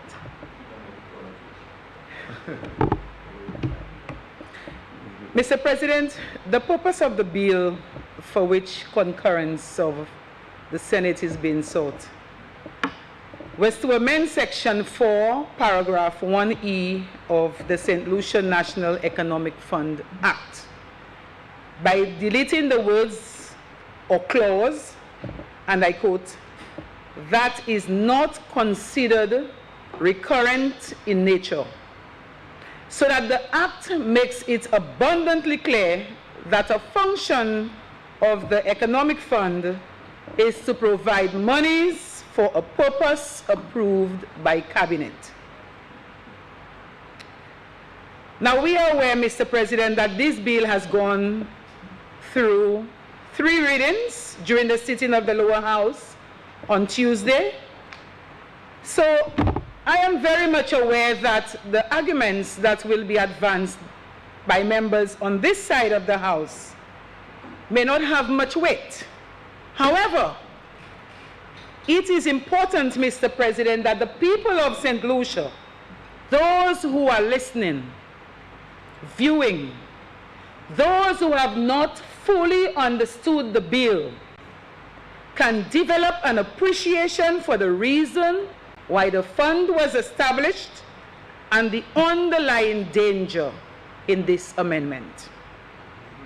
And so, Mr. President, my contribution will speak specifically to that. I crave your indulgence in this regard, and I'm hoping that the members opposite can give me some latitude to provide some clarification.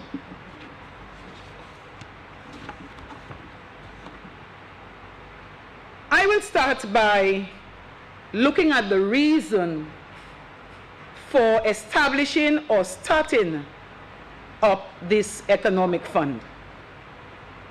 Mr. President, the St. Lucia National Economic Fund is a special fund that was set up under Section 33 of the Citizen by Investment Act of 2015.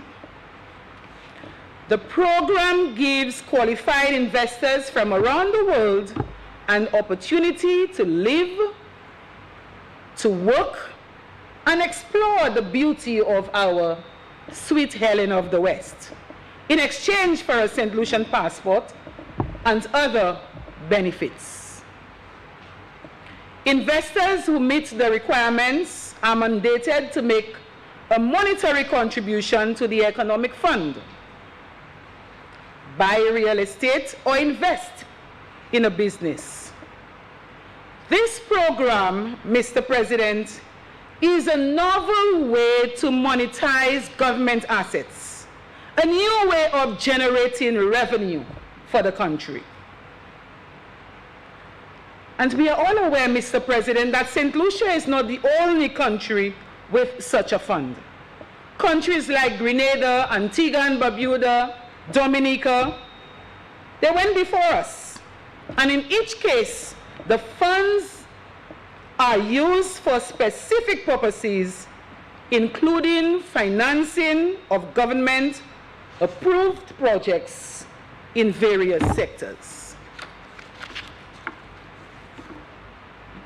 And I want to say this in a language or in Creole so that our listening audience, those who understand the Creole very well, will be able to develop an appreciation for what is being tabled today. Economic Fund Sala, c'est un fond spécial. Et fond Sala est établi pour recevoir l'argent, contribution en bas yon programme nous ka créé Citizen by Investment, et bien CIP. L'année plusieurs pays en Caraïbes là, concept ici, qui j'ai établi CIP. Ça c'est une manière gouvernement simple ici, qui a fait l'argent by pays et puis encourager le développement en pays simple ici. Gouvernement qui a servi l'argent cela pour faire différents projets et puis faire assurer qui la mis l'argent en temps désastre et puis les bagailles viennent en timiette wed. Les bagailles viennent en timiette mauvais. Mr. President, this is something that many of us do in our families. Put aside some monies for wet days to deal with challenges associated with the loss of jobs, natural disasters, or even to pay for unforeseen events in our lives. Having said so, Mr. President, I now move to the functions of the fund. A closer look at the Principal Act, Mr. President, the section to be amended, or has been amended, reveals 5 key functions of the Economic Fund: to advance loans for a government-approved capital project, to provide investment for a government-approved capital project, to reduce government debt, to purchase government bonds, and the function with which we are concerned is the last one. E, to provide monies for a purpose approved by cabinet that is not considered recurrent in nature.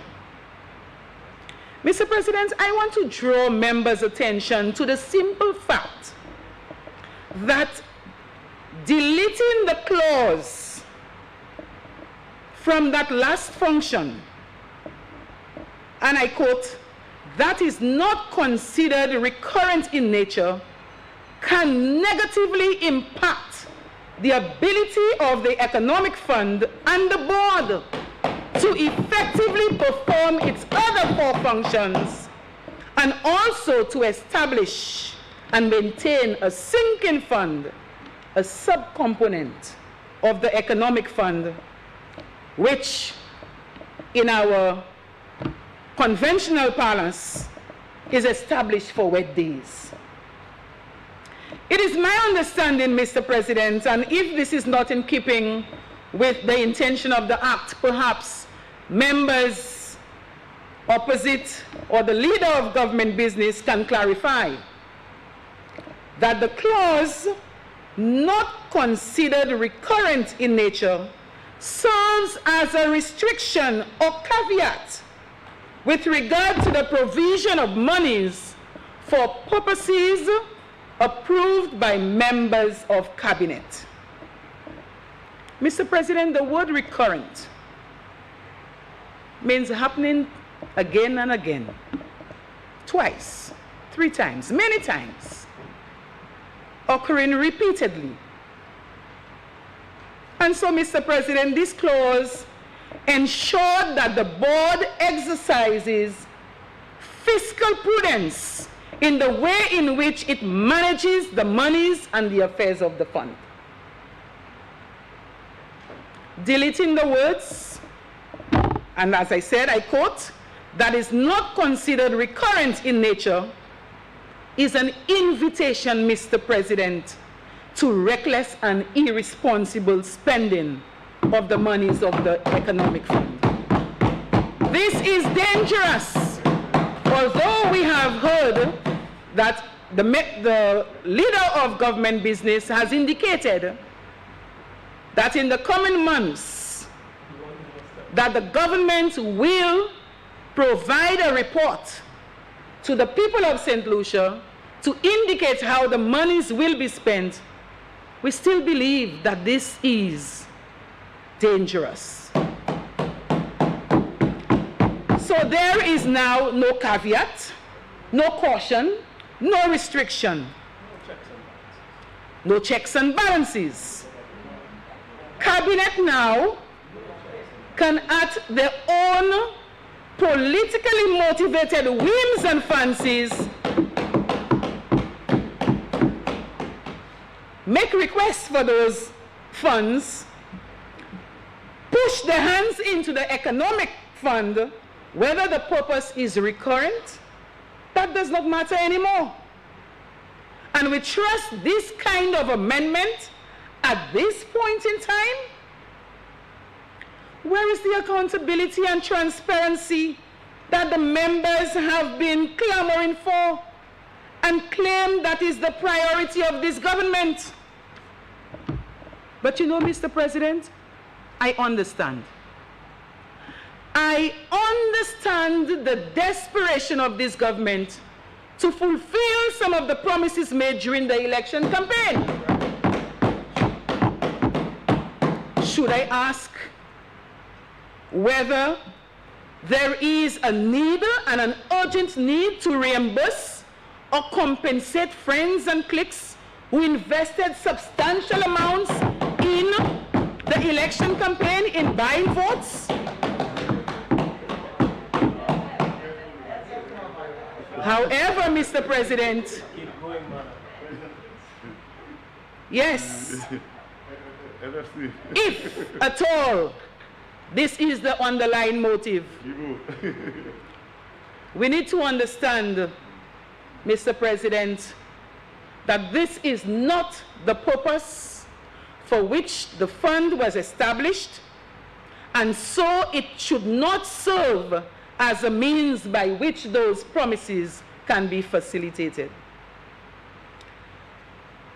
Mr. President, just recently, world leaders met in Glasgow to discuss advanced solutions and to collaborate as a global community to deal with climate change.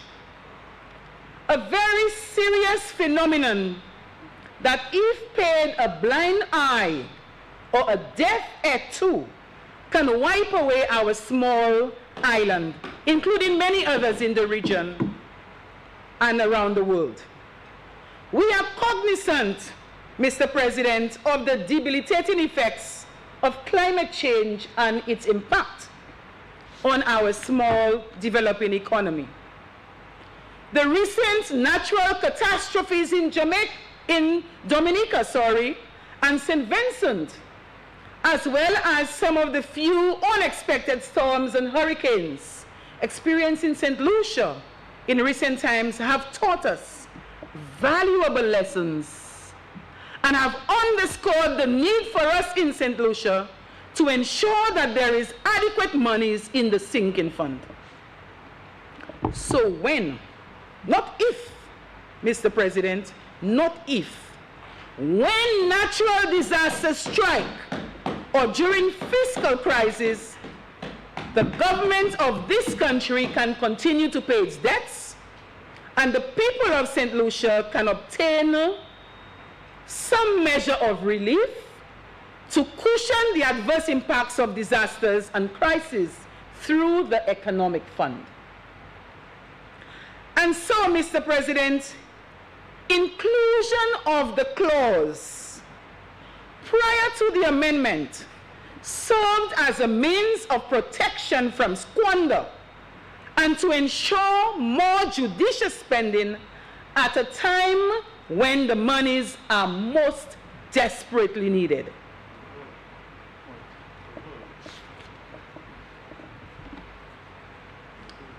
You see, Mr. President, and I must quickly add that, let me close at this point, because perhaps what I'm about to say may not sound so welcoming. It may not be welcomed by the members opposite. And so, in expressing my gratitude to you and the members opposite for the latitude in developing my arguments, developing my presentation, I will close. I want to assure this government that the opposition will lend support to projects, policies, and amendments to existing acts that we believe are in the best interest of all St. Lucians. We will not oppose just for the sake of opposition. I also want to say that we are quite awake and we are watching. We are watching very closely the manner in which the monies of the economic fund will be spent. And to satisfy our Creole speaking audience, la mi apil Saint Lucien qui ka veye manière gouvernement le ba ka ménager affaires pays sa la kon wat ka veye cho fromage. Thank you, Mr. President.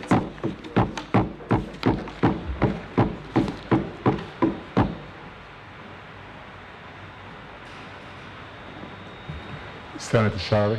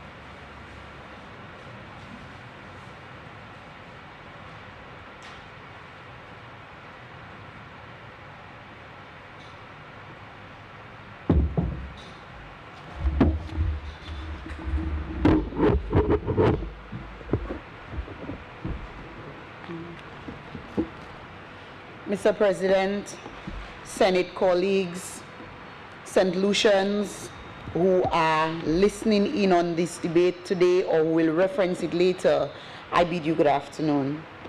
I stand, Mr. President, in support of the amendment to the St. Lucia National Economic Fund that is before us today. Like the government or the leader of government business indicated, it is in fact a simple amendment made to an act that was tabled and approved in 2019.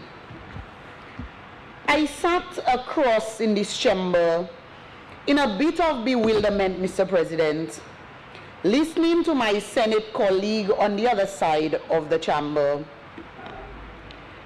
And I am in awe. I note that she referred to, well, the section that is being amended here, and in particular the reference to matters that are not recurrent in nature.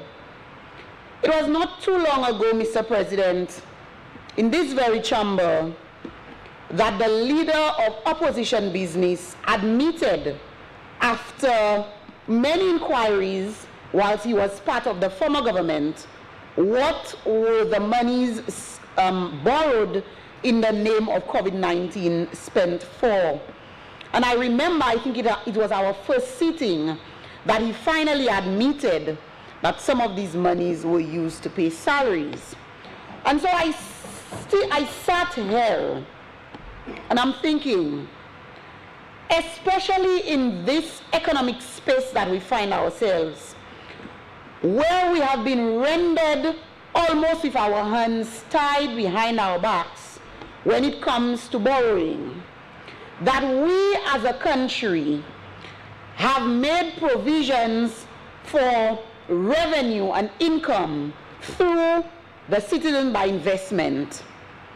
But we are saying that we cannot entrust the men and women who are tasked with the responsibility to look after the affairs of this country a simple amendment like this to allow them to take such decisions on our behalf. But what is even more clear, I noted very clearly that she called it, the member, the senator, Senator Polius, said that the behavior was reckless, she deemed it irresponsible, and so I need to draw our attention to the fact that it is simply the section 4(1)(e) that is being amended, whilst the rest that speaks of the board, section 6 speaks of a board that has responsibility for the approval of the requests made. And so there is a high level of accountability and responsibility that still falls that the Act protects us from. I am very happy indeed that we can now be able to use that level of latitude and open the space up to what these funds can be used for. Because like I said, Mr. President, nous avons tant côté l'argent ou aide pour prêter. IMF et toutes les autres côtés à quitter ça prêter nous l'argent. Yo pas ni qualité l'argent ça là encore. Because COVID-19 point chaya de ces l'argent ça là et quand chaya de ces fonds ça là a affecté. So nous ni pour abouez regarder qui ça qui a existé dans pays nous. Côté nous ça joine un petit cacadan, un petit l'argent. Un petit manière pour nous ça aider situation dans pays nous. And I think this gives us an opportunity to do so. Mr. President, I look forward to the day when the cabinet will perhaps present requests for these funds to be used in the fishing sector. And I know that some of the areas may be recurrent in nature. Recurrent simply means that, like Senator Polius indicated, it will be requested 2 times and 3 times and more times. I think of things like the pension fund that the fishers have been clamoring for it will be a recurrent expenditure. But are you telling me in this day and age, when the members of the fishing sector have been so adversely affected by COVID-19, by a fish marketing agency that was swept from under their feet, and they have no idea where they are going to sell their fish, that the Ministry of Agriculture cannot perhaps make a request under that fund to set up a pension fund for the fishers, Mr. President? Are you telling me that improvements in the sector, such as the landing sites and so on, that of course there will be some level of recurrence in some of its composition, that we cannot request for it under that fund because a caveat in the current legislation indicates that it cannot be used for a function that is recurrent in nature? And so again, I reiterate that I stand in support of the amendment because I understand too well how difficult it is for us to meander amidst the difficult financial times that we found ourselves in. A lot of it has to do with COVID, and a great part of it also has to do with the recurrent mismanagement of our country's funds, Mr. President. And so I want to as well encourage us as St. Lucians, members of the lower house, members of the upper house, civil society, the public sector, to continue to ask and demand, in fact, of our leaders that there is accountability and responsibility. And Section 19 of the Act speaks specifically to the reporting of that fund, Mr. President. And so what we need more specifically to concern ourselves with is that by the time stipulated in the Act, which is 3 months after the end of the financial year, that the report of what these monies were used for are laid in the Parliament of St. Lucia, so that the average man and woman and child in St. Lucia has an idea or can get the information as to what it was used for. And so I believe that the rest of the Act allows for the accountability and the lack of recklessness that otherwise Senator Polius alluded to. And I do also believe that we are in good standing with the current cohort of men and women who are responsible for the fiscal direction and management of our country, Mr. President. I thank you for allowing me to voice my opinion on the amendment before us, Mr. President.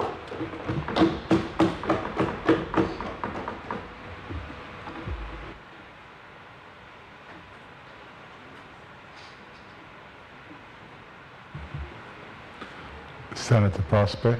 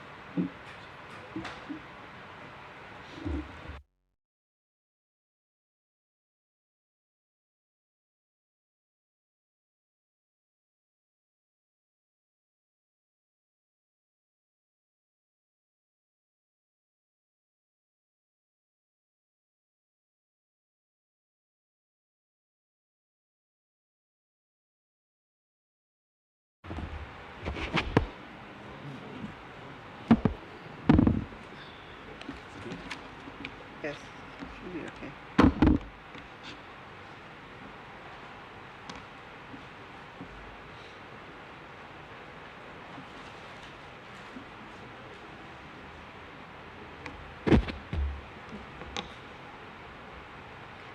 Mr. President, fellow St. Lucians, and all those following online. Before going into the debate, I crave your indulgence to congratulate the Prime Minister of St. Lucia the Honorable Philip J. Pierre, for his prudent management of the affairs of the country, and the Cabinet of Ministers for the phenomenal achievement in just 100 days. Mr. President, we care about people, especially the most vulnerable, and we attend to their needs. Mr. President, I wish to thank the Prime Minister for making education of our children a priority in the first 100 days. Mr. President, the government, through the Prime Minister, disbursed 500 bursaries to all students who entered secondary school for the first time. We paid a total of $2.5 million in facilities fees for students, a welcome relief to all parents. 1,200 students received MiFi devices to access internet, to join online classes, and work online from home.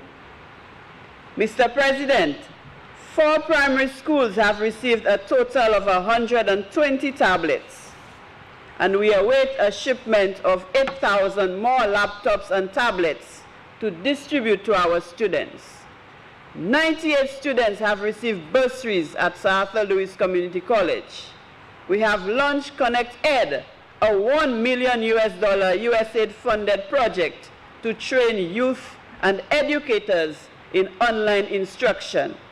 Mr. President, we have also launched the PEARLS project, an OECS $10 million project, a project aimed at educational advancement and relevant learning. Mr. President, we put St. Lucians first. And today I stand in earnest support for the St. Lucia National Economic Fund Amendment Bill. This bill is to amend the St. Lucia National Economic Fund Act, number 18 of 2019. Mr. President, while some try to distract, I am delighted that this amendment to the bill will remove the ambiguity in its interpretation. The Act essentially creates the St. Lucia National Economic Fund. In addition, the Act provides uses of the fund and the financial requirements related to the fund. Mr. President, Section 4 of the Act provides the functions of the fund. Currently under Section 4.1e, the Act, one of the functions of the fund is to provide monies for the purpose approved by Cabinet that is not considered recurrent in nature. As I said before, this section is ambiguous and is open to several interpretations. Section 4.1e of the Act is therefore being amended to remove the words "that is not considered recurrent in nature," to make it clear that Cabinet will approve the purpose of the monies to be provided by the fund. Mr. President, the St. Lucia National Economic Fund is a special fund established under the Citizenship by Investment Act for the sole purpose of receiving qualifying investments of cash and funding government-sponsored projects. Notwithstanding the support that the education sector has received, there are many more projects that we wish to undertake to make students and staff more comfortable at school, to make children more productive, to give the parents a break in these hard economic times. Monsieur le Président, nous voulons faire pour nous servir l'argent pour ça aider secteur éducation. Et le gouvernement a fait un chai dans 100 jours pour aider parents. nous savons bagay wed avec maman et papa qui a tué pour aider maman yo. Gouvernement les bas c'est un gouvernement qui a compassion. Ça c'est un gouvernement qui a comprendre qui ça malheureux qui a aller flou. Avec jodi nous pas ici pour débattre parce que moi madame l'autre side qui a parlé yo pas vle moun fouiller la main en poche la main dans fond là. Mais moi vraiment jodi qui moun qui kay connaître ça pli meilleur passer gouvernement UWP parce que juste toujours yo pas ça dit nous qui ça yo fait avec toute l'argent CIP yo amassé et que yo ka dou bout l'autre side là qu'on hypocrite jodi et vle faire moun kwe on l'autre bagay. And remember, please temper your presentation. Mr. President, what is important now is to raise money to take care of our citizens. This is not the time to debate when others didn't take care of the monies better. Mr. President, we are not here to make a mountain out of an anthill. We are a productive government, eager to bring comfort to our people and prosperity to our country.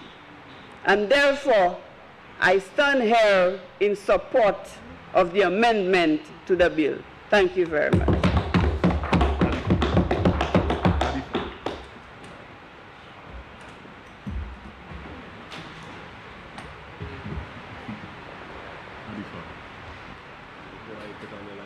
No, I don't.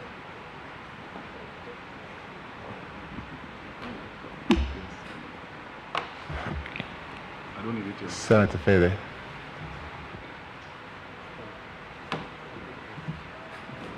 Just now. Thank you, Mr. Speaker. Mr. President, sorry.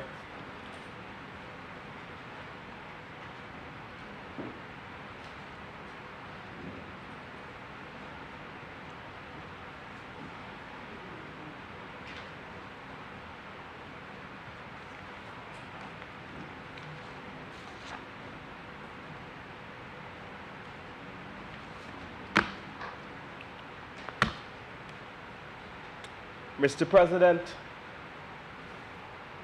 I want to add my voice to the ensuing debate here this morning on the amendment to the St. Lucia National Economic Fund.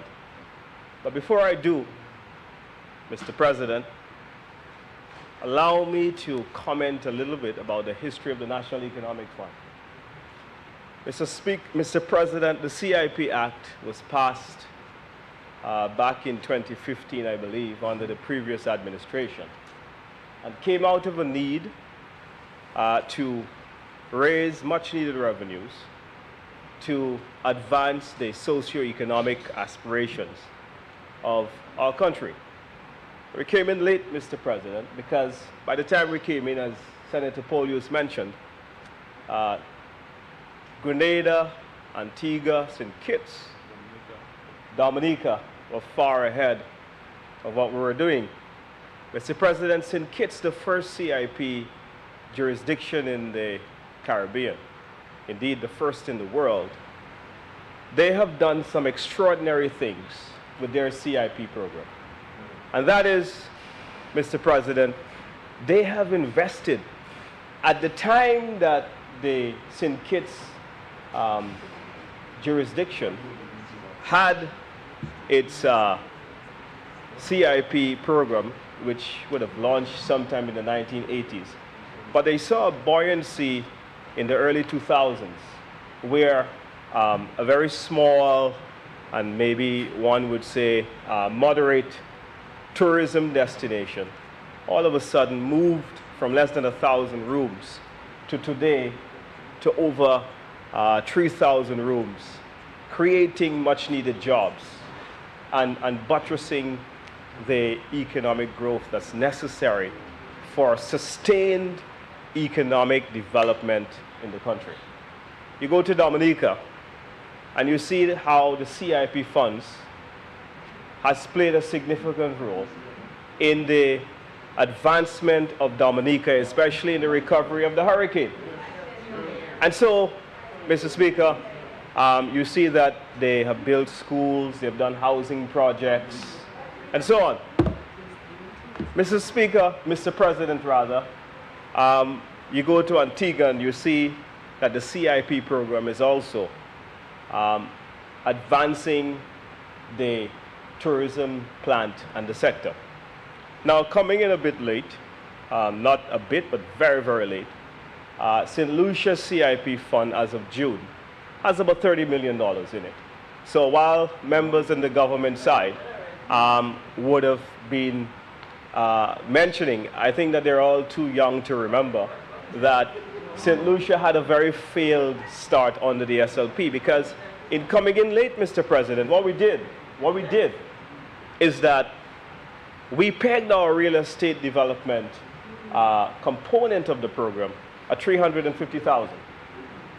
While all the other countries, except for St. Kitts at the time, had its well-advanced CIP real estate component at some $400,000. When we came in, the SLP administration had it at $350,000. Dominica was much cheaper, so hence the reason, the race to bottom in the Caribbean, we didn't keep up with the need for our CIP to be competitive. The other issue that we faced, Mr. President, was the fact that, and if you ask the lawyers who actually do process the CIP files, they'll tell you that the St. Lucia program has been thwarted with a whole host of time and bureaucracy.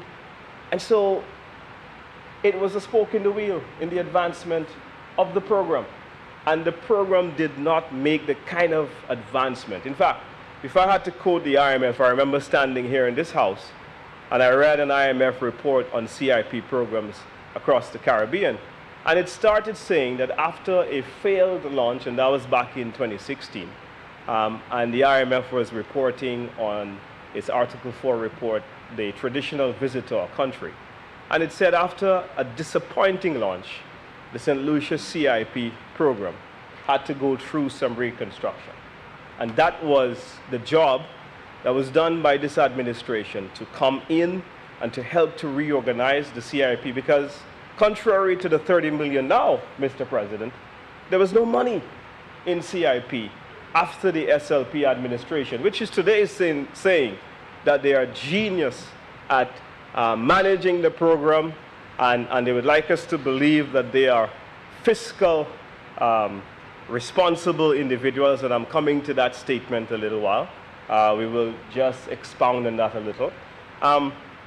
The CIP program was not advancing. When we came in and we reduced the real estate component from $350,000 to $300,000, the SLP opposition parliamentarians in the lower house at the time said that we were cheapening the program. But Mr. President, what we were trying to do was to make the program more competitive so that we can raise the much needed funds required so that we can advance the CIP. Now, what we're seeing today, Mr. Speaker, with this, Mr. President, is a shameless politicization of the CIP program with this amendment. They don't have any money or any creativity. They want to do a step program for Christmas. And so they're coming to the House to change the bill so that they can be more in control of it. This is what this is about. This is about politicians who are now sitting in the cabinet who told the people that they were going to give them $1,005 when they came in, and then they said they weren't going to give them $1,005, who promised the people tax refunds, who promised the people tax breaks on income tax, who told people while in opposition that there was so much money that the UWP was giving to its friends, and then came into government and said the treasury is empty, And now all of a sudden, you have found money. But Mr. President, the St. Lucia Labour Party has a history of spending monies that the UWP generated. Let me go back to this. Mr. Speaker, I'll cite 3 examples very briefly. 3 examples in our history. In 1997, when the St. Lucia Labour Party assumed the government, there was over $100 million generated in a sinking fund. And a sinking fund back in the 1990s was important then for crisis management and for, the senator put it beautifully, wet day funds, so that if something happens, and today, and the senator is correct in citing that the velocity and the frequency with which hurricanes come, Mr. President, is a lot more than they did back in the 90s. And so it becomes even more crucial so that we can respond and not waiting on the bureaucracy of the international financial institutions. The experience of Dominica was when they applied to the World Bank and the IMF for funding, they applied and it took years before the relief came. There were many pledges that countries made, but those pledges weren't up to par, and it also took some time to bring relief on a very small island developing state. So, Mr. President, in the year 2011, we had acquired over 50 million in the airport development tax to build the airport. That was squandered by the time the SLP demitted office in 2016. Gone, 50 million, gone. Spending it on all kinds of different programs. You see, Mr. President, whenever they are in government, there's always a need for them to have a slush fund.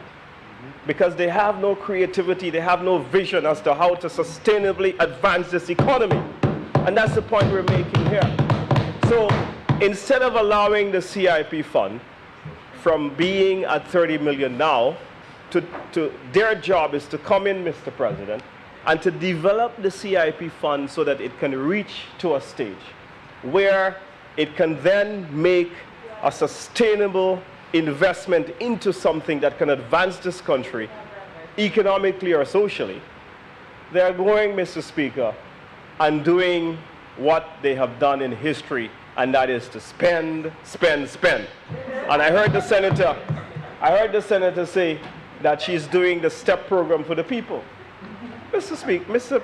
President, our country must, Mr. President, ascribe to higher standards of economic planning than just doing a STEP program and say we're creating jobs for people. And so when the 30 million is finished, Mr. President, what is going to happen is that they will be back to square one and having to build up the fund again from zero, and then it will be much harder for us to create sustainable economic development for our people. Mr. President, I can give you an example. When I represented the people of Ancillary, and you can go to Ancillary and you will see the waterfront is in total transformation. We're building a mini hotel in the village. We're building a restaurant. We are totally refurbishing the fish fry building. Now you get to do it. You're part of junior tourism minister. And so, Mr. President, very well advanced. But what it does, Mr. President, investments like these, the CIP should be doing so that we can create jobs for people, so that we can grow this economy. But in 100 days, this government has failed, and I'm coming to the 100 days in a while, because the senator congratulated the Prime Minister on a successful 100 days. I beg to differ. In 100 days, they have failed to outline a direction that is clear for this country. And so what they do, revert to doing the same thing, giving the people false hope by, let's cut some grass, because that's SLP politics. Let's give them a tank of gas. I have no problems with that. but there seems to be a reliance by this administration on piecemeal, hand-to-mouth kind of development programs. And I know the ideology on the other side will stand up and say that we're heartless. That's not the point. The point is that if we truly care about people, that we will take the time, we will do the hard work, we will do the research, and we will advance and address their social and economic needs on a sustainable basis, not this piecemeal approach that you want to do. So, Mr. Speaker, Mr. President rather, what I'm seeing here today goes counter to the widespread allegation. And you would recall in subsequent debates that we've had that members have said that they have found no money, that they came and the country is empty. Now today, Mr. President, is over $30 million, almost 31 million, because it's 30,700,000 as of June. And the fund between June and now, I don't have the figures, but it is continuing to grow, and I'm sure by now it would have a bit more. So contrary to what they would like the people to believe, they have come in again and they have found money from the United Workers' Party administration that we have generated, and now they want to spend it. Now, Mr. President, I therefore cannot support this bill. I therefore cannot support removing the checks and balances. It goes counter to good governance. It goes counter to what is a modern democracy. It goes counter to accountability. And I join with my fellow opposition colleagues, and I register my official protest of this action that is being taken here today, where there is a gross politicization of the CIP fund, the St. Lucia Economic Fund. Mr. President, when the CIP Act was formed by the previous administration, the St. Lucia Economic Fund amounted to one sentence: there shall be an economic fund. When we came in, we went through the difficult task of establishing its own piece of legislation, because we believe that the finances of this country, that the checks and balances are important. And that is why, Mr. President, we put a board, so that that board and the final approval goes to the board, regardless of how painful it is. And sometimes, Mr. President, because of the long-term good of our country, as politicians, we must allow the technocrats and the experts to give us advice, not on the short term, not piecemeal, but on the long term, so that in the end, while we may make a short-term sacrifice and trying to meet our political aspirations, that in the long run, St. Lucia and St. Lucians will benefit. And that is the philosophy that we're driving home today. This is a shameless politicization, and it does not have my support, unfortunately. Now, please, Mr. President, with your indulgence, I want to comment on a few things I heard, which would have emanated from the presentations we've heard so far from members on the government side. Mr. President, in the words of Senator Shallery, I hope I'm getting the name correct, the fiscal guidance of this country is in good hands. Where in her comment of the bill, Mr. President, this is laughable. This is laughable. Laughable, and I disagree. So, yes, go ahead, Mr. President. Senator Fede, Yes. I will allow you the latitude, but I want to see the connection to the bill that is being debated. This is not a debate about we're not making the rules as we go along. I do have the discretion to allow latitude. I have allowed members on both sides. You have made your contribution as it relates to the substantive bill. We're not going to take this debate in areas where that is not down for discussion. If you want to debate with the member about a comment that she had made, you should have risen on a point of order at the time. So I do not agree, and I am not going to allow you to do so. Very well, Mr. President. Mr. President, I am basically debating things that have come up in this debate. And I'm asking of you that the same latitude which you allowed the senator, that you also allow me. Because we are here to debate. I have not exhausted my 45 minutes. And I did say to you, sir, that I have allowed you latitude as I've allowed the other side. And you had the opportunity during whichever member's presentation to rise and object to whatever it is that you've found disfavor with. Like I said, if your discussion is in line with the substantive bill, I have no difficulty. But if you want to respond just to respond because you disagree with something that was said, you have lost that opportunity, and I'm not going to allow you. Very well, Mr. President. And so, Mr. President, I thank you for your guidance.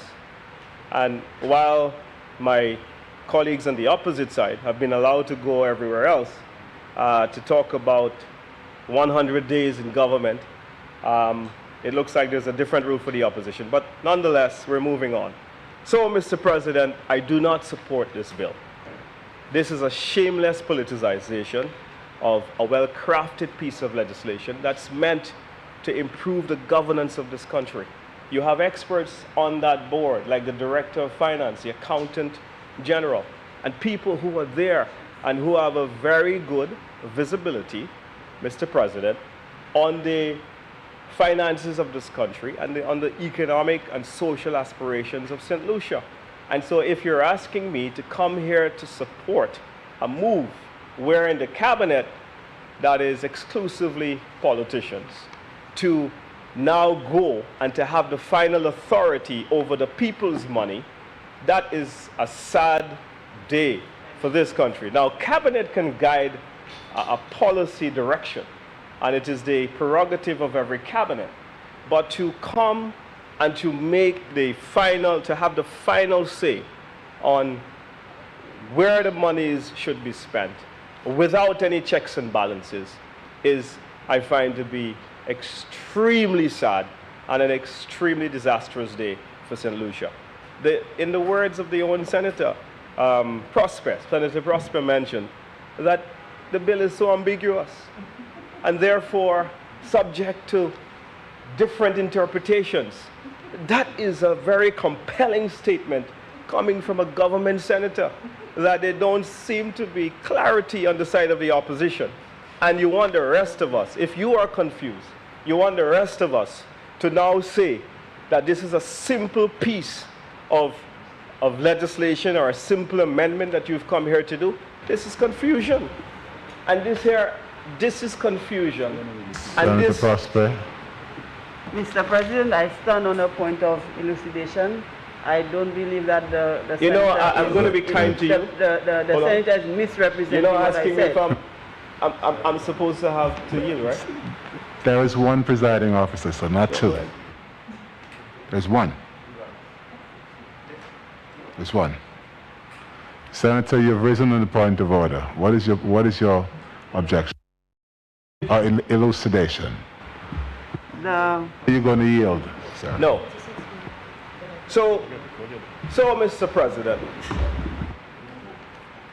President, I cannot come here and support something that, from my professional experience, is going to undermine the accountability and good governance of this country when even members on the government side are confused about how this should be interpreted. How do you expect me to have any confidence in this administration? I simply cannot, I will not, and I will not support this bill. Mr. President, I know that it's been 100 days for this administration. And I know that they have to do various activities to try to embellish and prop up their failed 100 days. And which is why they are coming here today and mentioning things that are insignificant. And they're trying to put together a whole host of immaterial accomplishments, which really a primary school child will not be proud of. And so, Mr. President, we need to raise the bar higher. We need to do better. It is time that the SLP don't only raise the people's hopes on STEP alone. That's not the point. I don't want you to misquote me. This is to do a STEP program for Christmas. And you cannot just raise people's hopes on STEP. The STEP program cannot get anybody alone. It is time that you do the work, go ahead and to build up the National Economic Fund. And when you build up the Mr. National President, I rise on a Economic point of Fund... order. The member is attempting to mislead the House, and I believe that statement he just made about being a STEP program for Christmas, nobody on this side has made that point or has referred to this in the presentations. This is a statement that is grossly misleading, and I believe that the member needs to explain himself or withdraw that statement.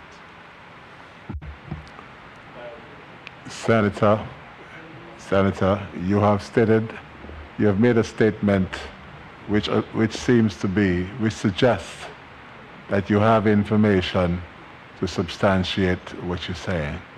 If you cannot substantiate your statement that the amendment to the Act is to allow the government to conduct a STEP program, I would ask you to withdraw. Thank you for your guidance, Mr. President. And so, what we're here to do... Ask you to withdraw. Well, what would you like me to withdraw? My opinion? The statement that the government is... The intention behind the amendment to the Act is to allow the government to conduct a STEP program. So, Mr. President, are you asking me to withdraw my opinion? No, that's not. So you're saying that the opposition do not have any rights in the Senate. Is that what you're saying? You made a statement which suggests that it's a statement of fact. Which is a statement of... No, I said it's a statement of my opinion. You said so I'm qualifying. Okay, so let me clarify it for you. Well, please This is my opinion. This is my opinion, Mr. President. The reason why Cabinet would like a lot more flexibility to approve what is going to be used for the National Economic Fund. It is my opinion that they would like to do a statement, a STEP program for Christmas. You're saying I can express such an opinion? You have now... It's for them to deny it. Wait, you have now said that it is your opinion. Prior to that, that is not what was said. Okay. And you see, this is the danger. This is the danger. You see, I have allowed both sides latitude to do certain things. See? You haven't allowed me any latitude. And this is the danger. Okay? Yes. This is danger when... This is the danger when advantage is taken of a little latitude that is given to both sides. You have 5 minutes. Thank you. So, Mr. President, thank you for your guidance, Mr. President. I do rise on a point of order. Okay. My point of order You need to sit down, sir. Thank you, Mr. President. The point of order was that the member was misleading the House. And I referenced the specific statement that he made with reference to the government making the amendment to be able to use the money for Christmas STEP. I noted that you asked him to withdraw the statement. It was a statement. He has not withdrawn the statement, and he proceeds to say that it's an opinion. So I would really like to know for the records whether he's withdrawing the statement and then expressing an opinion, or if he's just been allowed to continue without withdrawing the statement. I also noted, Mr. President, that you made a ruling and you ask the member to sit. He remained on his feet and continued a debate. And Mr. President, I think that is unparliamentary. So in my opinion, I cannot rule, but I ask whether he's going to be asked to withdraw the statement, as I noted, and if he wants to continue with an opinion, that's up to you. But as I note, he has not withdrawn the statement that he made about the Labour Party making the amendment to facilitate money for STEP for Christmas. And that is the specific statement that I referred to, Mr. President. So I seek your guidance in that regard. Honourable Member, when I spoke earlier on, I did inform the member that he in fact had made a statement which suggests that he had information that the government's intention was to, by way of the amendment, was to find money to create a STEP program. I did ask him to withdraw the statement if he could not clarify what he was saying. He went on to posit that he was simply stating an opinion. You are correct in the sense that the statement ought to have been withdrawn and then clarify. You are correct in that regard. If it is your insistence that the statement needs to be withdrawn, then I will ask the member to withdraw the statement. Because I did ask before, but I allowed you to state, to clarify, at which point you said it was an opinion. So you haven't said that it was an opinion and not a fact, then you should have, then you need to withdraw the statement.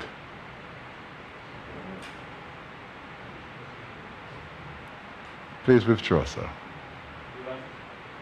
Go ahead. Mr. President, we're all guided here by the standing orders, even Yes. you, Mr. President. Of course. And the standing orders are quite clear. So I would like you, Mr. President, to point out to me where it is that senators cannot express Excuse opinions. me. I have asked you Yes. to withdraw this statement In that you made accordance with prior. which standing order, Mr. President? I In have accordance asked with, I'm you- guided by the standing orders. I have In asked accordance you- with which standing order? Because, Good. Mr. You President, cannot, you are, senators, this is a democracy. Mr. And not, this is, yes? By which standing order am I being guided by?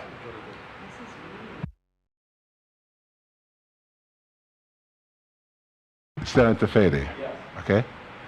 You are, excuse me. You are responding, you attempted to respond and you made a statement which emphatically was a statement of fact. You said that the government was, the intention was to use the money to initiate a STEP program. I asked you whether in fact you can prove that, and you couldn't. You said it was your opinion. When you first made the statement, you didn't say, it is my opinion that this is what's going to happen. This is what they wanted. You said emphatically that this is what it was. The member on the other side objected and said that he rose on a point of order and asked you to clarify. He asked you, in fact, whether in fact that was misleading. And clearly the standing order says that no member shall mislead the House, okay, based on should not mislead in their submissions. And it is on that basis that we ask you to withdraw. Yes, you can have your opinion, but you cannot, in fact, prove what you said, and therefore you should simply withdraw. Mr. President, I want to say this to you. I have further clarified that I am expressing an opinion. And I'm saying to you that it is not a statement. I'm clarifying to you that I'm expressing my opinion. You made a statement of fact before. I'm saying to withdraw that and then Okay. You said it was an opinion. I withdraw the statement, Well, right? And so now I'm re-expressing an no, opinion. but you have. Okay. Statement withdrawn. So let's get No, it clear. excuse me. Yes. You have Yeah. withdrawn your statement, have you? Yes. Haven't you? Right? Yes. Statement withdrawn. Right. This is what the honorable member Right. asked So for. now I'm and this is what I re-expressing asked an for. opinion. No, you have expressed your opinion, and I will not allow you any more time to do so, because you did before. Okay. This was just to clarify and to put order to what ought to have been before. So now we've put the order. You have withdrawn the statement that you've made, but your opinion stands, and it is in the record.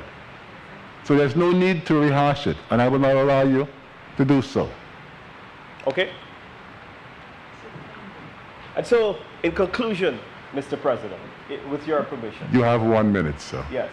In conclusion, with your permission, I want to say that this is a shameless politicization of the St. Lucia National Economic Fund.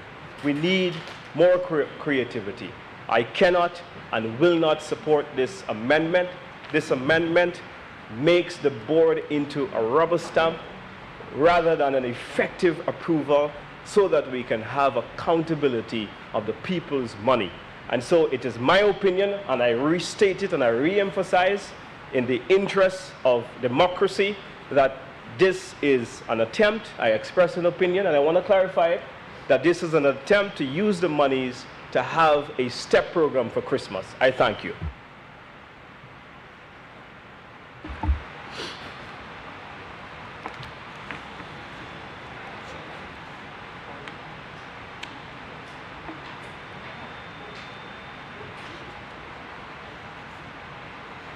Senator Reynolds.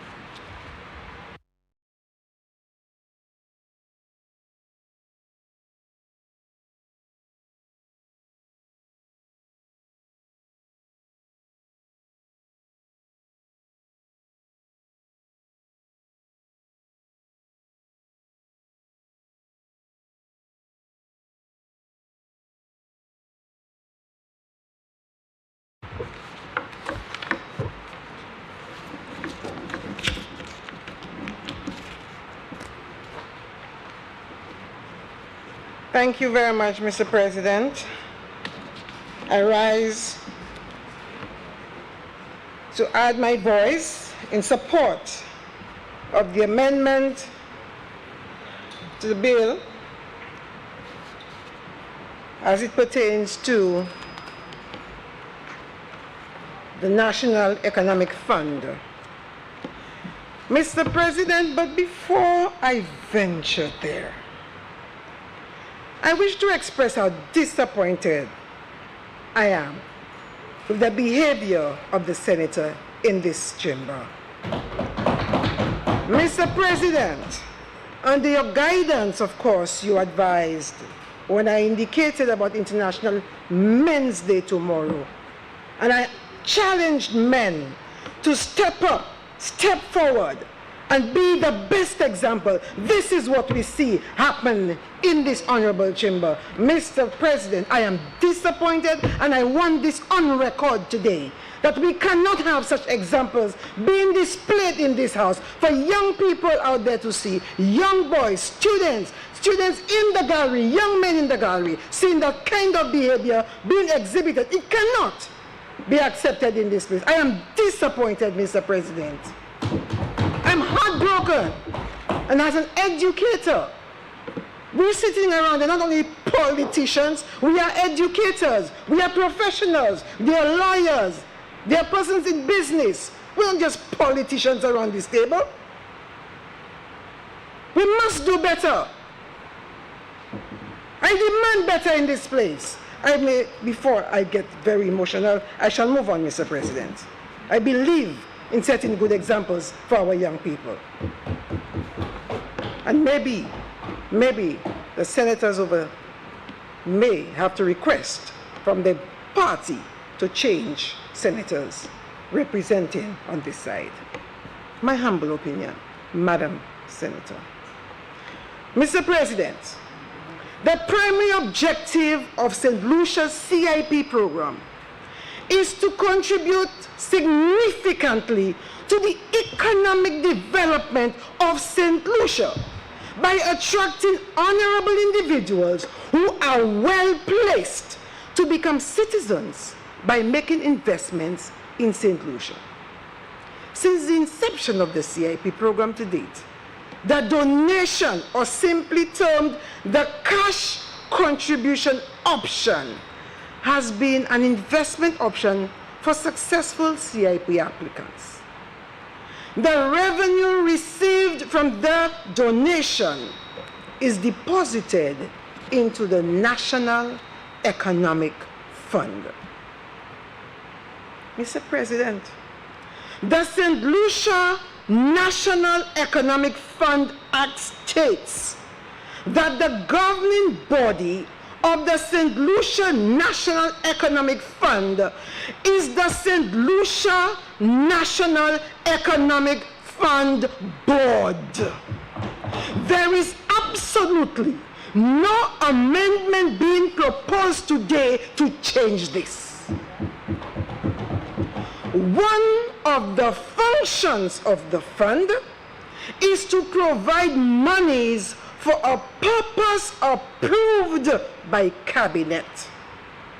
That is not considered recurrent in nature, in inverted commas. The only and simple, very simple amendment being sought here, Mr. President, is to remove the words "that is not considered recurrent in nature."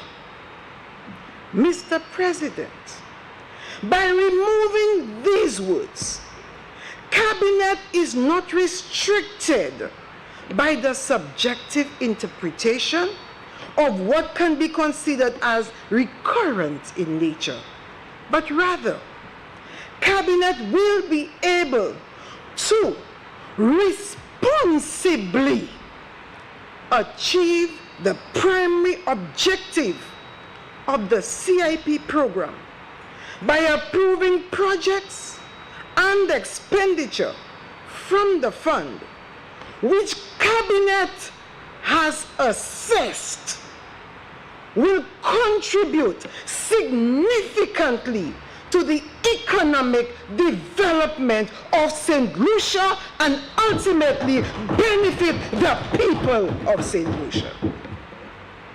This is what it is simply, Mr. President.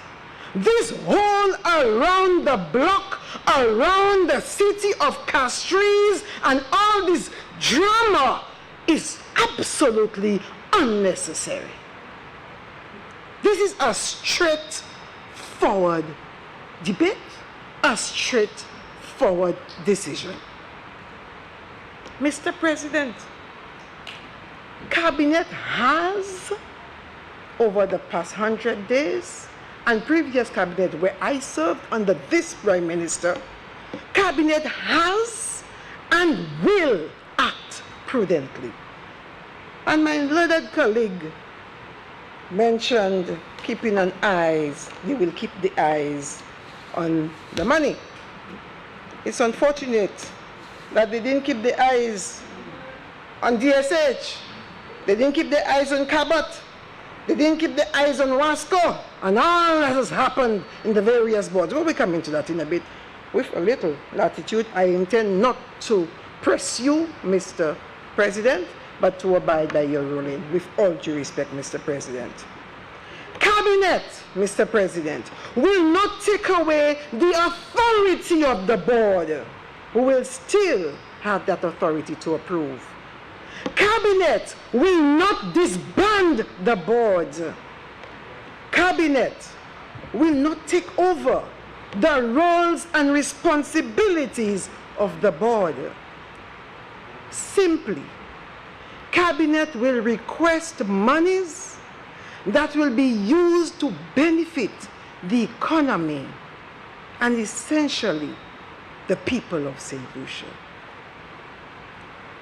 Mr. President, this government believes in the laws of the land. This government respects the Constitution. And we saw it evident within the 100 days, Mr. President. You saw the appointment of a deputy speaker. It shows that we have respect for the Constitution. I stand here, Mr. President, and I say that this government, the Prime Minister and the Minister of Finance will never lead any board astray or advise or convince them to make decisions that will not benefit the people of this country. I stand firm in that belief, Mr. President. And my Senator Polius spoke of for wet days. Les bagay wed, ni pou kite l'argent pou les bagay wed. Senator Polius, Mr. President, bagay wed actuellement. What else? What other situation like COVID-19 would you tell me? So, Mr. President, we are waiting for a hurricane, eh? When the hurricane season ends on 1st December. So we're waiting for a hurricane to come on top of COVID, to see our people dying. Then we can say approve. It is for the people. Mr. President, the people are hungry. The people are unemployed. The people are suffering. The people have suffered for years, and monies were borrowed and never reached them. This is the chance to save some people. It is the monies generated by the CIP for the people. It cannot be for foreigners and friends. It must be for the people of Miku and Dennery and Babono and Castries. Let us not lose focus. We don't play politics. Let us take care of our people and put the people first. Mr. President, we will not do what was done previously with the people's money. Mr. President, remember the NIC board and Cabot? Mr. President, remember the St. Jude Hospital board, the chairperson, the learned doctor had to resign because he would not stand for what he was being asked to do.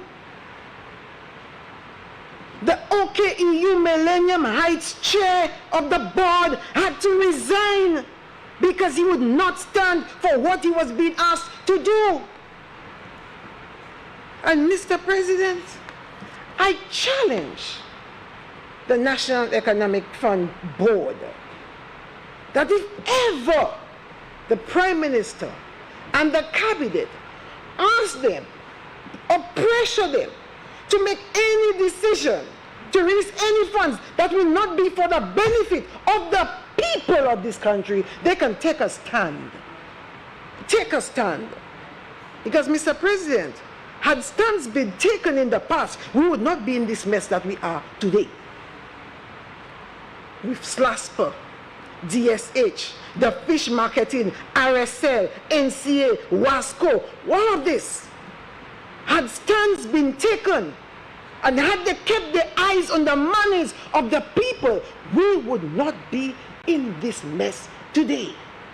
So now, they want to keep their eyes on the money. Only now. But when they sat and discussed and planned, I'm not going around and talk about they promised people 1,005 votes. Mr. President, I mean, I can't believe what I was hearing.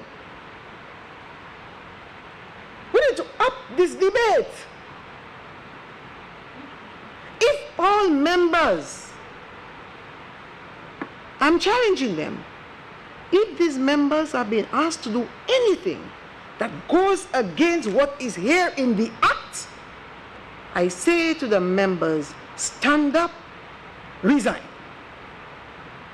Do not allow anybody to allow them to use the funds of the CIP, which will not be for the benefit of the people of this country. Simple. Simple. So, Mr. President,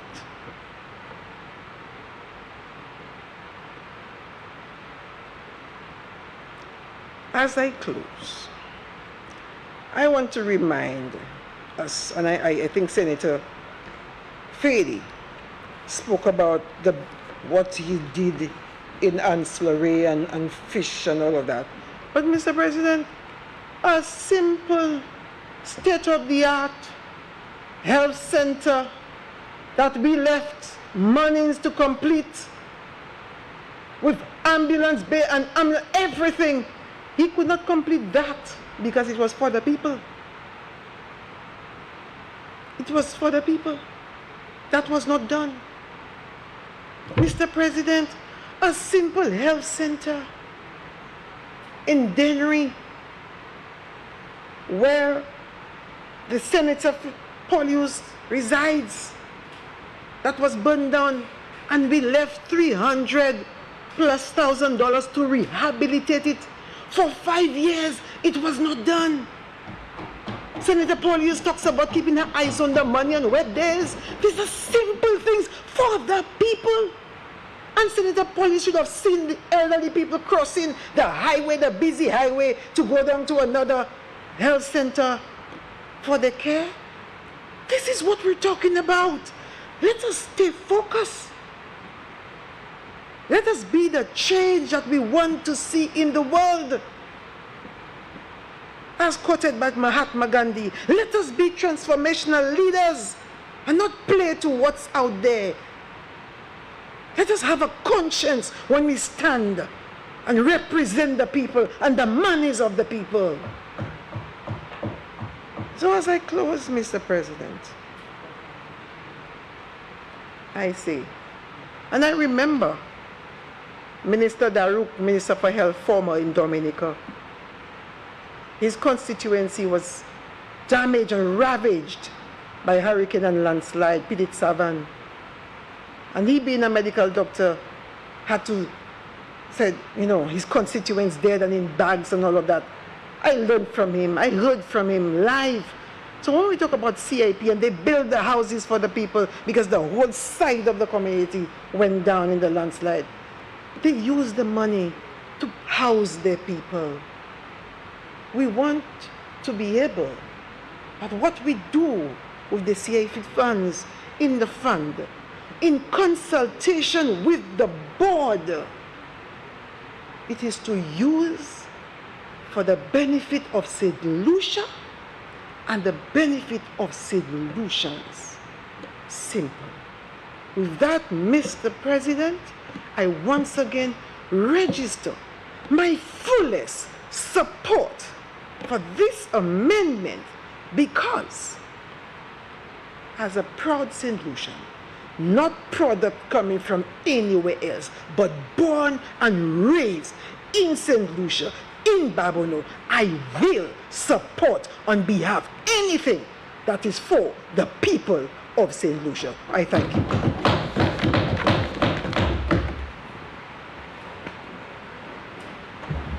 Senator Ferdinand.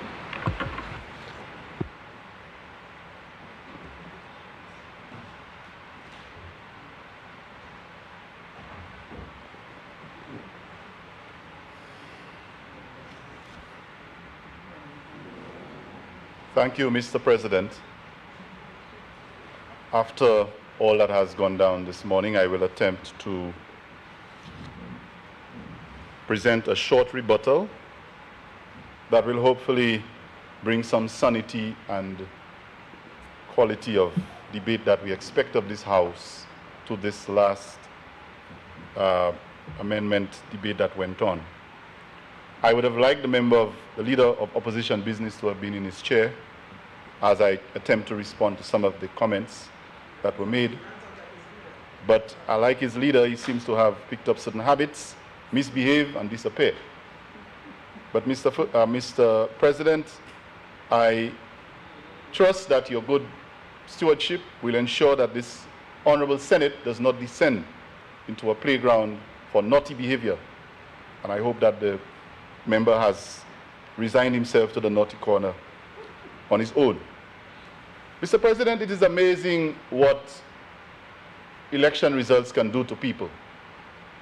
It's amazing.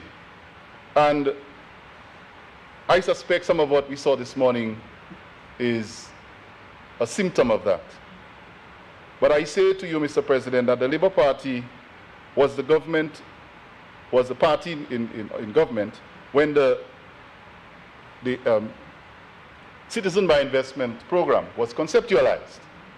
It was under the St. Lucia Labour Party that this program was not only conceptualized, but that the legislation to guide the use of the CIP was also developed. And it's a minister of government in this Labour Party, Honorable Dr. Hilaire, who was the chair that led the preparation of all of this. And so the Labour Party is in a position to very well understand the intention of the program, as well as the way in which the program should be managed. And that is why the St. Lucia National Economic Fund was formed. And when I listened to the background that was presented by the leader of opposition business, it was very clear that not only himself, but Senator Polius, they have a very clear understanding of what other countries in the region have been doing with their CIP. And I was very pleased to hear that they recognize today in November 2021, that countries like Dominica and St. Kitts have been able to take those CIP monies and invest them in schools, in building hospitals, and having low-cost housing and other very important initiatives to benefit the people of their country. I want to ask the senators on the opposite side, Mr. President, where was that information when the then Prime Minister decided that these monies were not going to be used for all those lovely ideas that they just posited, hospitals and other infrastructure like St. Kitts and Dominica, but instead one man who presents himself as an investor was being allowed to have those monies as a loan for him to do whatever he wants. Mr. President, it is sad that after election results, our memory begins to work better. But I'm happy it's better late than never. Mr. President, I challenge the opposition, who was in government only a few weeks ago, to tell me or to give this House one example, just one, of a single project that this government that we have in place today can speak of that was done with the use of the CIP funds. One. And they have the audacity, Mr. President, it's very audacious, to come into this House and speak about using these funds for the benefit of the people of St. Lucia. It took us 5 years, almost 6 years, Mr. President, to hear an utterance of a statement like this coming from anybody that represents the United Workers' Party. But I'm very happy that it has happened. We're a government of inclusion. And I say to any member on the opposite side, if you have decided to have this philosophy, you are welcome to join us, because this is the philosophy that we embrace. Do it for the people of St. Lucia. Mr. President, I listened And I asked myself, how can this side, our members on this side, have any moral authority to talk about certain things that were mentioned? And I will just single out a few. Recklessness. These words were uttered by my dear learned colleague, Senator Polius. Recklessness, irresponsible, push their hands in the economic fund. Friends and cliques. I thought she was going to say friends and family and so on, but it has now become friends and Mr. President, I think the experts on friends and cliques and all of those are not the people on this side. I think they know a lot more about it. And while I do not like to descend into this form of argument, I think it's very clear as a member of this honorable house, I have stayed away from this.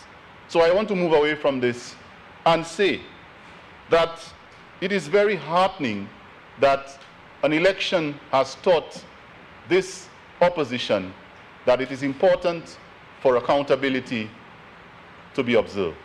I think the people of St. Lucia have done us a great favor by ensuring that the government that was put out of office for these very reasons. And so, if today we are in the chamber and I am hearing the best interests of St. Lucians being uttered by members of this opposition, I think St. Lucia is in a much better place. So I'm very happy that we subscribe to that view and that we continue to subscribe to it at all times. Mr. President, a member did mention about concern about being able to pay our debts. Mr. President, let me quickly remind the member that a few months ago, we had accumulated the highest debt stock as a country in the history of St. Lucian democracy in this country under the United Workers' Party government. And Mardi Poete became a term that emanated from us coming to this house every Tuesday to borrow money. So, Mr. President, again, it is very heartening to hear that we are concerned about debt stock and we are concerned about paying our debts. Yes, the Labour Party in government is making sure that we pay our debts, the debts that we are now inheriting from the reckless behavior of the government that was in office. Mr. President, Senator Polius made reference to a very well-known Creole term, "Nou kave sa yo kafe kon wat kave be." Very true. It's important to mind your business. Kave fromage. What kave fromage? Mr. President, may I interpret the rat watching the cheese? In that scenario, Mr. President, we would much rather be the cheese. Yes, we would much rather be the cheese. Mr. President, I want to say, and I think my colleague has just alluded to it. Who was watching? Kote wat lati le nou te ka bay ti working tout l'argent nou en CIP a pou fè sa fè. Kote wat lati le nou te ka bay Lokabi 30 million pou fè tout sa vle. Mr. President, it is good to know that now the rats can watch the cheese.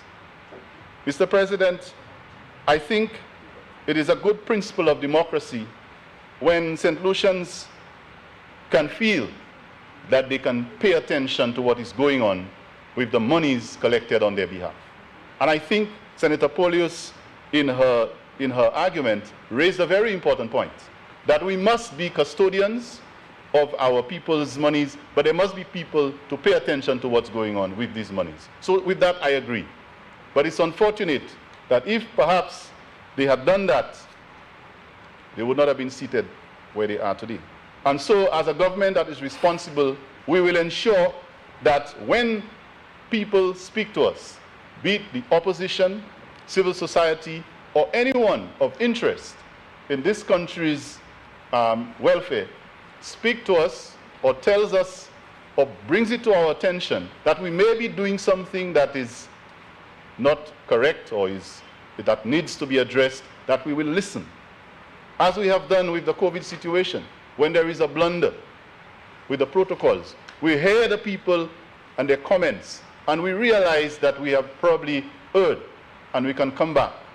If we have to apologize, we will. And we can will and come again and fix the problem. That is the government on which I serve, Mr. President. Not a government of arrogance that makes mistakes and then insults people, but one that accepts responsibility for what it does and what it could have done and can correct it. So if, going forward, we realize that there is any issue in this CIP legislation or any issue with this economic fund or any of these amendments that need revisiting, we will come back to this honorable House as honorable men and women, take responsibility, tell St. Lucians whether we made an error, and we will fix it. We will endeavor to fix it by consulting with them and doing what we believe or what they believe is right for us to do. We are not too big to do that. We're a government of humility, under a leader who is humble, and we understand the importance of taking responsibility for what we do. So thank you for the observations, honorable members, and we will take heed to those that are relevant and that can guide us in doing better as a government. Mr. President, two more things quickly. The leader of opposition business, who is obviously absent, made reference to the race to the bottom, and I was bewildered. The race to the bottom in his background explanation about the CIP. The only race that his government won, it was the race to the bottom. They took St. Lucia from where we were in the OECS to the bottom of the table when it comes to overall debt. And the CIP that had a value of $300,000 when we conceptualized it, that was on top. That was supposed to be the model in terms of how chic and how sophisticated it is in the OECS, became the cheapest. And even then, we have not been able to see one project under that cheap and compromised CIP. So the race to the bottom was won by the United Workers' Party government while in office. I noticed that they made sure the word slush fund was used in this honorable House. This became a catchphrase on social media a few weeks ago, or a few days ago. Mr. President, I will not give it much mileage, but only to say that the language of a failed leader is not a language that the St. Lucia Labour Party will continue to utter. I think they are better qualified to talk about slush fund than we are, so we will not go there. Finally, Mr. Speaker, I realize that when the leader of opposition business, ran out of relevant contributions to make on the bill after his misconduct, in my opinion, that he ventured to talk about projects that he's doing in ancillary. And I was wondering, Mr. President, whether the member has not realized that the member of parliament for ancillary is Honorable Wayne Girard. I just sat there and I'm still trying to understand whether it is the Chagouin pouvoir, whatever it is that has happened, that a member sitting on the opposite side as a leader of opposition business in this Senate is talking about projects that he's doing in ancillary canneries as if he's a parliamentary rep. It is very obvious. It's been 100 days plus since elections, and ancillary canneries has a member of parliament. We all know who he is. So, Mr. President, I think we have to step up in this honorable chamber. I think Senator Reynolds alluded to that. I think we have to. I have been in this chamber before under two different presidents, and I have to say that the Senate has set a certain standard.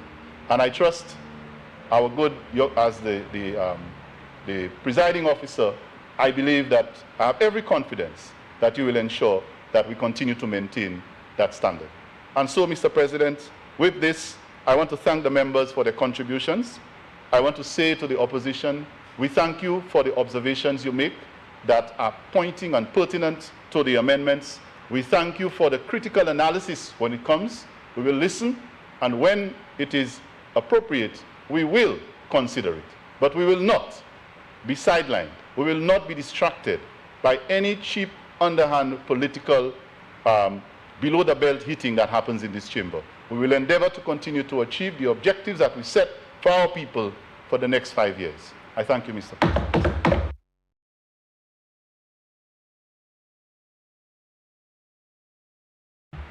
Senators, the question is that the St. Lucia National Economic Fund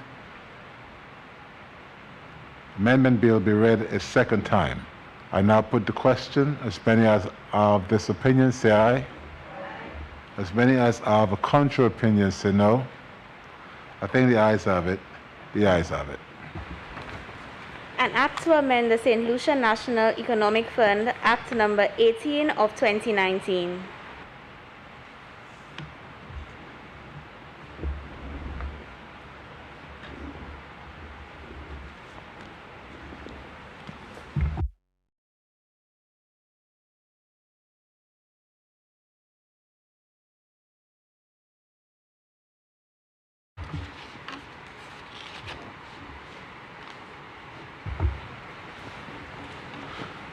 Clause 2. Amendment of Section 4. Clause 2 stands part of the bill. Clause 1. Short title. Clause 1 stands part of the bill. Senators, the question is that the committee rises and the bill be reported. I now put the question. As many as are of this opinion say aye. As many as are of a contrary opinion say no. I think the ayes have it. The ayes have it.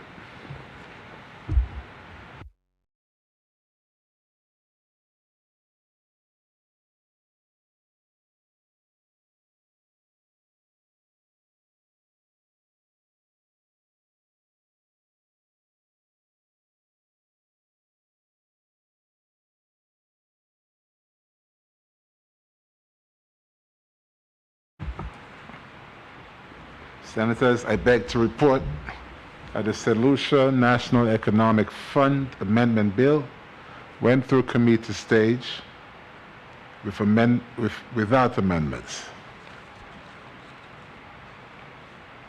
Leader of Government Business.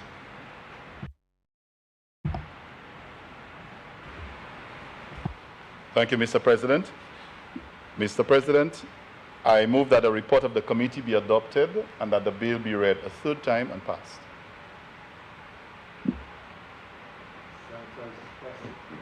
Senators, the question is that the report of the committee be adopted and that the St. Lucia National Economic Fund Amendment Bill be read a third time and passed. I now put the question. As many as are of this opinion say aye. As many as are of a contrary opinion say no. I think the ayes have it. The ayes have it. Be it enacted by the Queen's Most Excellent Majesty, by and with the advice and consent of the House of Assembly and the Senate of St. Lucia, and by the authority of the same as follows. This Act may be cited as the St. Lucia National Economic Fund Amendment Act 2021. Leader of Government Business. Mr. President, I beg to present for first reading a bill shortly entitled Distribution of Price of Goods Amendment. Distribution and Price of Goods Amendment.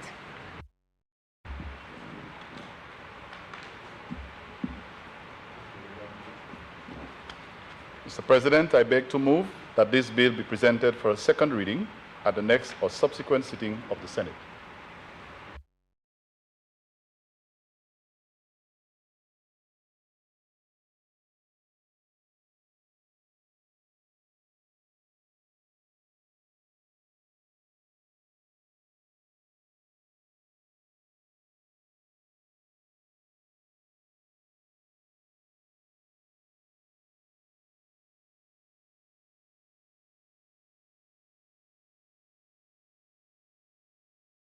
Honourable members, the question is that this bill be read a second time. The question is that this bill be put to bill be presented for second reading at the next or subsequent sitting of this Honourable Senate. I now put the question. As many as are of this opinion.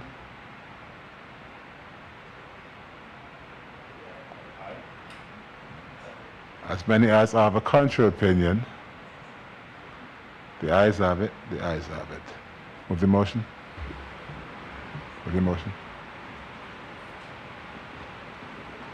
Adjourn. Mr. President, I move that this Honorable Senate stand adjourned, sign it out. Senators, the question is that this Senate do stand adjourned, sign and die. And now put the question. As many as are of this opinion, say aye. As many as are of a contrary opinion, say no. I think the ayes have it. The ayes have it. This Senate is adjourned.